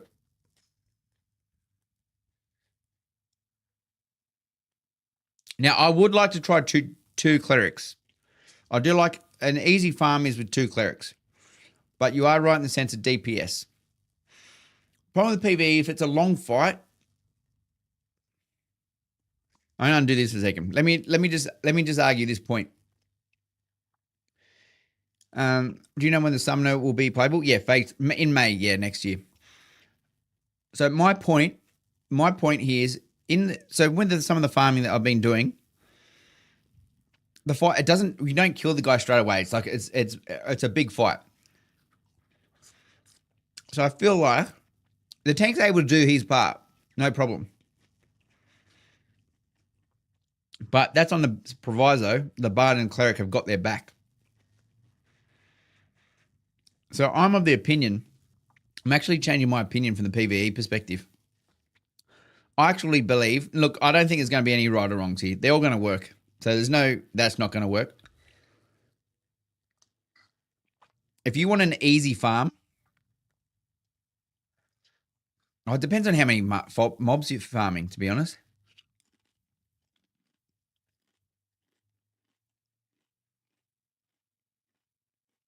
Yeah, I'll just stick with 2. I'll stick with 2. That's true. So the only useful part about the tank is that they've got that ability. Oh, stupid pen. They've got this ability. They've got protect, so intercept attacks that strike your friendly targets. And they've also got Aegis, create a protective dome around the caster for 15 seconds, transferring 20% of damage received by targets within the area to the tank instead. I think they're those abilities. And then you've got absorption field. Throw a rallying banner to the target location that spawns an absorption field upon impact. You and your allies that enter the absorption field are granted temporary health equal to 20% of the maximum health.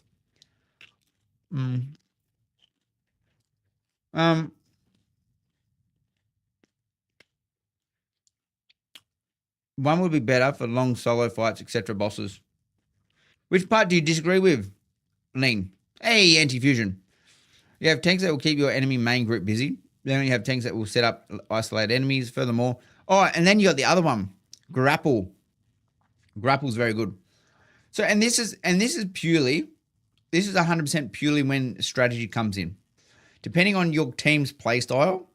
So even though we can theory craft and say, okay, this is the best group, depending on the way your team plays, could completely change what this says here. So if you get a tank that grapples somebody, and then the ranger comes in, puts a trap down, the fighter's going to grapple that person in.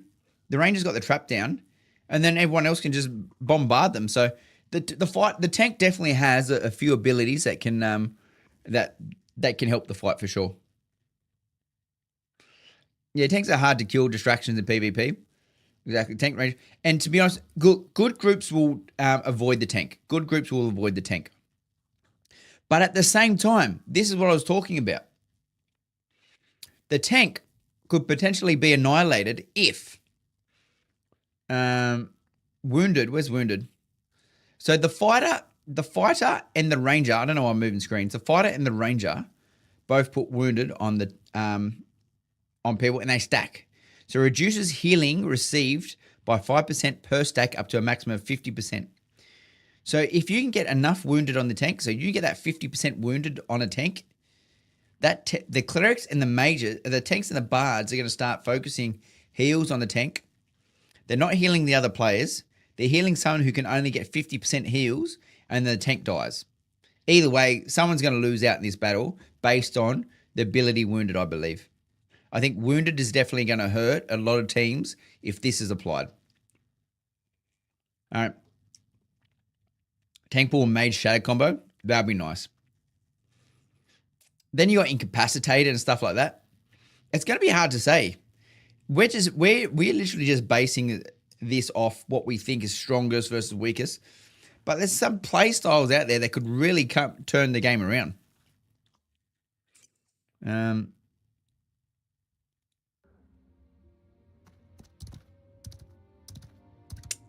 All right, we'll just bait some people to think I'm playing the game.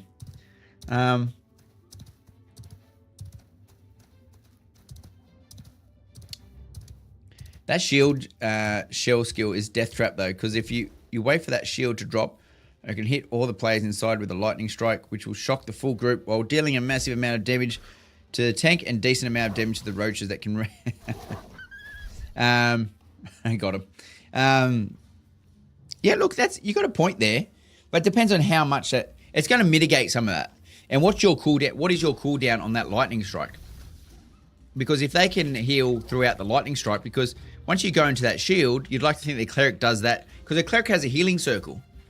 So a cleric and a tank, clump up for me. True, but yeah, if the tank puts in that banner out, and then the cleric puts down their healing circle, there's a good chance that whole group is now going to get healed. So I don't know if that's necessarily going to be the best option. But either way.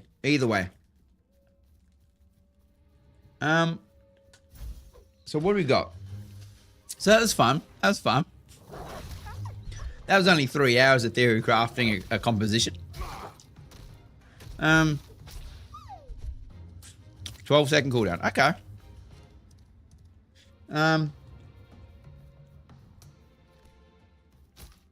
But only 3 hours. But I've just thought about this. If the tank puts that down, the banner down, the cleric puts a healing circle down, the tank uses the grapple to pull someone into that banner and that circle. Whoever gets grappled and pulled into that circle is in a lot of trouble. Like that, I think that's one play that could absolutely devastate. I'm 100% confident. I'm 100% confident.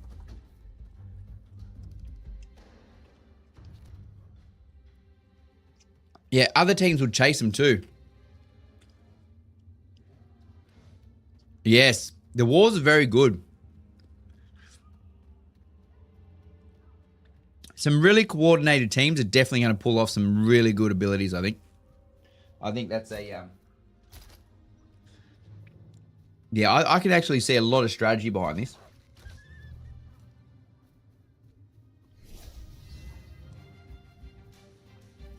But either way. So, what do I have to finish up before we... what have we got? We're at 6 hours, 39 minutes until the service pops. So if anyone is joining in, we are in Castus, so feel free to join. Jump in the Discord. We'll get you into the groups. We'll add you to the team, and we'll start. Tomorrow's plan is focusing on, what's it called? Crafting. Crafting's going to be a big focus tomorrow for me. Determining, I want to try to get some bronze ingots, if that's possible. I'll just work up some leather crafting. Not leather crafting, jewelry crafting. Which would be fantastic if we can. We're going to get our fishing up. We're just going to, throughout the day, we're going to do some AFK fishing just to make some gold. What else we got on here? Oh, what I missed. Grapple me in and popping my shield and dropping a blizzard freeze to group in a place followed by a fire spell and a double pump at chain lightning. You can't if you're incapacitated. Or you're tripped. Level, which casts two. If you get tripped and you're tripped for 3 seconds, you're going to be in a lot of trouble there. Yeah, grapple, then trip, shout. Yep. But prototype, if you can pull it off, mate, I would be more than happy for you to. I'd like to see it. And then what else we got? We got. Oh, and the last one is our guild structure. Obviously with the guild structure, for up till the 20th of December, it's just test and learn. It's play, have fun, figure out what you like about the game, and so forth. After that, that's when we'll probably start looking at officers, people who want to run smaller groups, manage larger teams, or whether it's crafting professions and stuff like that. Definitely some areas that we'll look at as soon as we start growing a little bit more. But yeah, we'll start formalizing things there. We'll get to know, obviously, what people like to craft, what they don't like to craft, which classes they want to play. That will develop over time, obviously. But we'll get that sorted so we can start doing some guild runs and figure out how that works. Even just, some guild wars, caravans. Yes, caravans. We'll definitely have to do a caravan this weekend. That is for sure. Send me in. I'm here to drop bodies and chew bubblegum. Hey, Roy, how you going, buddy? Well, that is pretty much all we've got. Well, not all we've got, but all we've got until we jump in the game. So it's 6 hours, 36 minutes and 29 seconds. So what I'm going to do, it's 10:23 p.m. for me, so I'm going to go have a shower, get to bed, so I can try to wake up for 5 a.m. and play. Like I said, I'll probably won't stream until tomorrow night, but I'm going to get up tomorrow morning and get a few hours in so I can get some fishing, get that set up. Need to get a new fishing rod, so we can make some money. 11:23 a.m. Oh, lucky you. It's quite sad, really. We wish the week away just to play Ashes. Oh, But what a good weekend it is. What a good weekend it is. You gotta love. I do love hate time zones. They're the worst. A bunch of food and drinks aside of Saturday when I get home from work. Oh, prototype. That's exactly what I'll do. But yeah, unfortunately, I'll be painting. I'll be cutting cornices, architrave skirting, sanding some walls. So it's gonna be a busy weekend. But what we'll do, as always, like I said, if you haven't joined the Discord yet, jump in. We'll get you in the guild, and we'll get you started, and then hopefully get in a few parties and whatnot on the weekend. But as always, who are we rating? Is anyone currently streaming Ashes of Creation, which isn't just an AFK timer? We'll go English as well. We'll go to tag. Who we've got? He doesn't speak. Is that English? It says English and Russian. Is it a timer or is he on? No, he's a timer. He's a timer. He's a timer. Ah. They're all timers. I can't send you to a timer unless you just want to watch a timer, but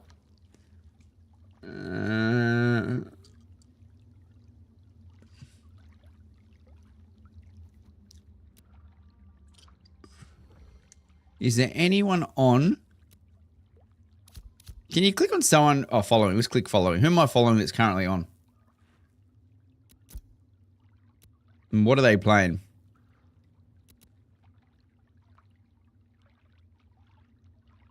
What's he playing? Oh, Warframe. Just chatting. One's human. Predecessor. Lost Ark. There's not many people on tonight, are there? Oh, I think... Oh, we'll go check Jade out. We'll go... Jay Oddity. We'll give him a... I don't mind Jay. Hey, you got Etra. Oh, I'm just about to go to bed, Etra. We've got a... We've got 6 hours and 33 minutes until the game pops, so I've got to make sure I'm awake so we can start playing in the morning. But thank you for everyone that's jumped in tonight. Very much appreciated. You've all been a bunch of legends. It was fun sitting there for bloody 3 hours, theory crafting what a good composition will be. But very much appreciated, and I'll catch you guys tomorrow night when we get on. All right, guys, enjoy. Bye-bye. Huge.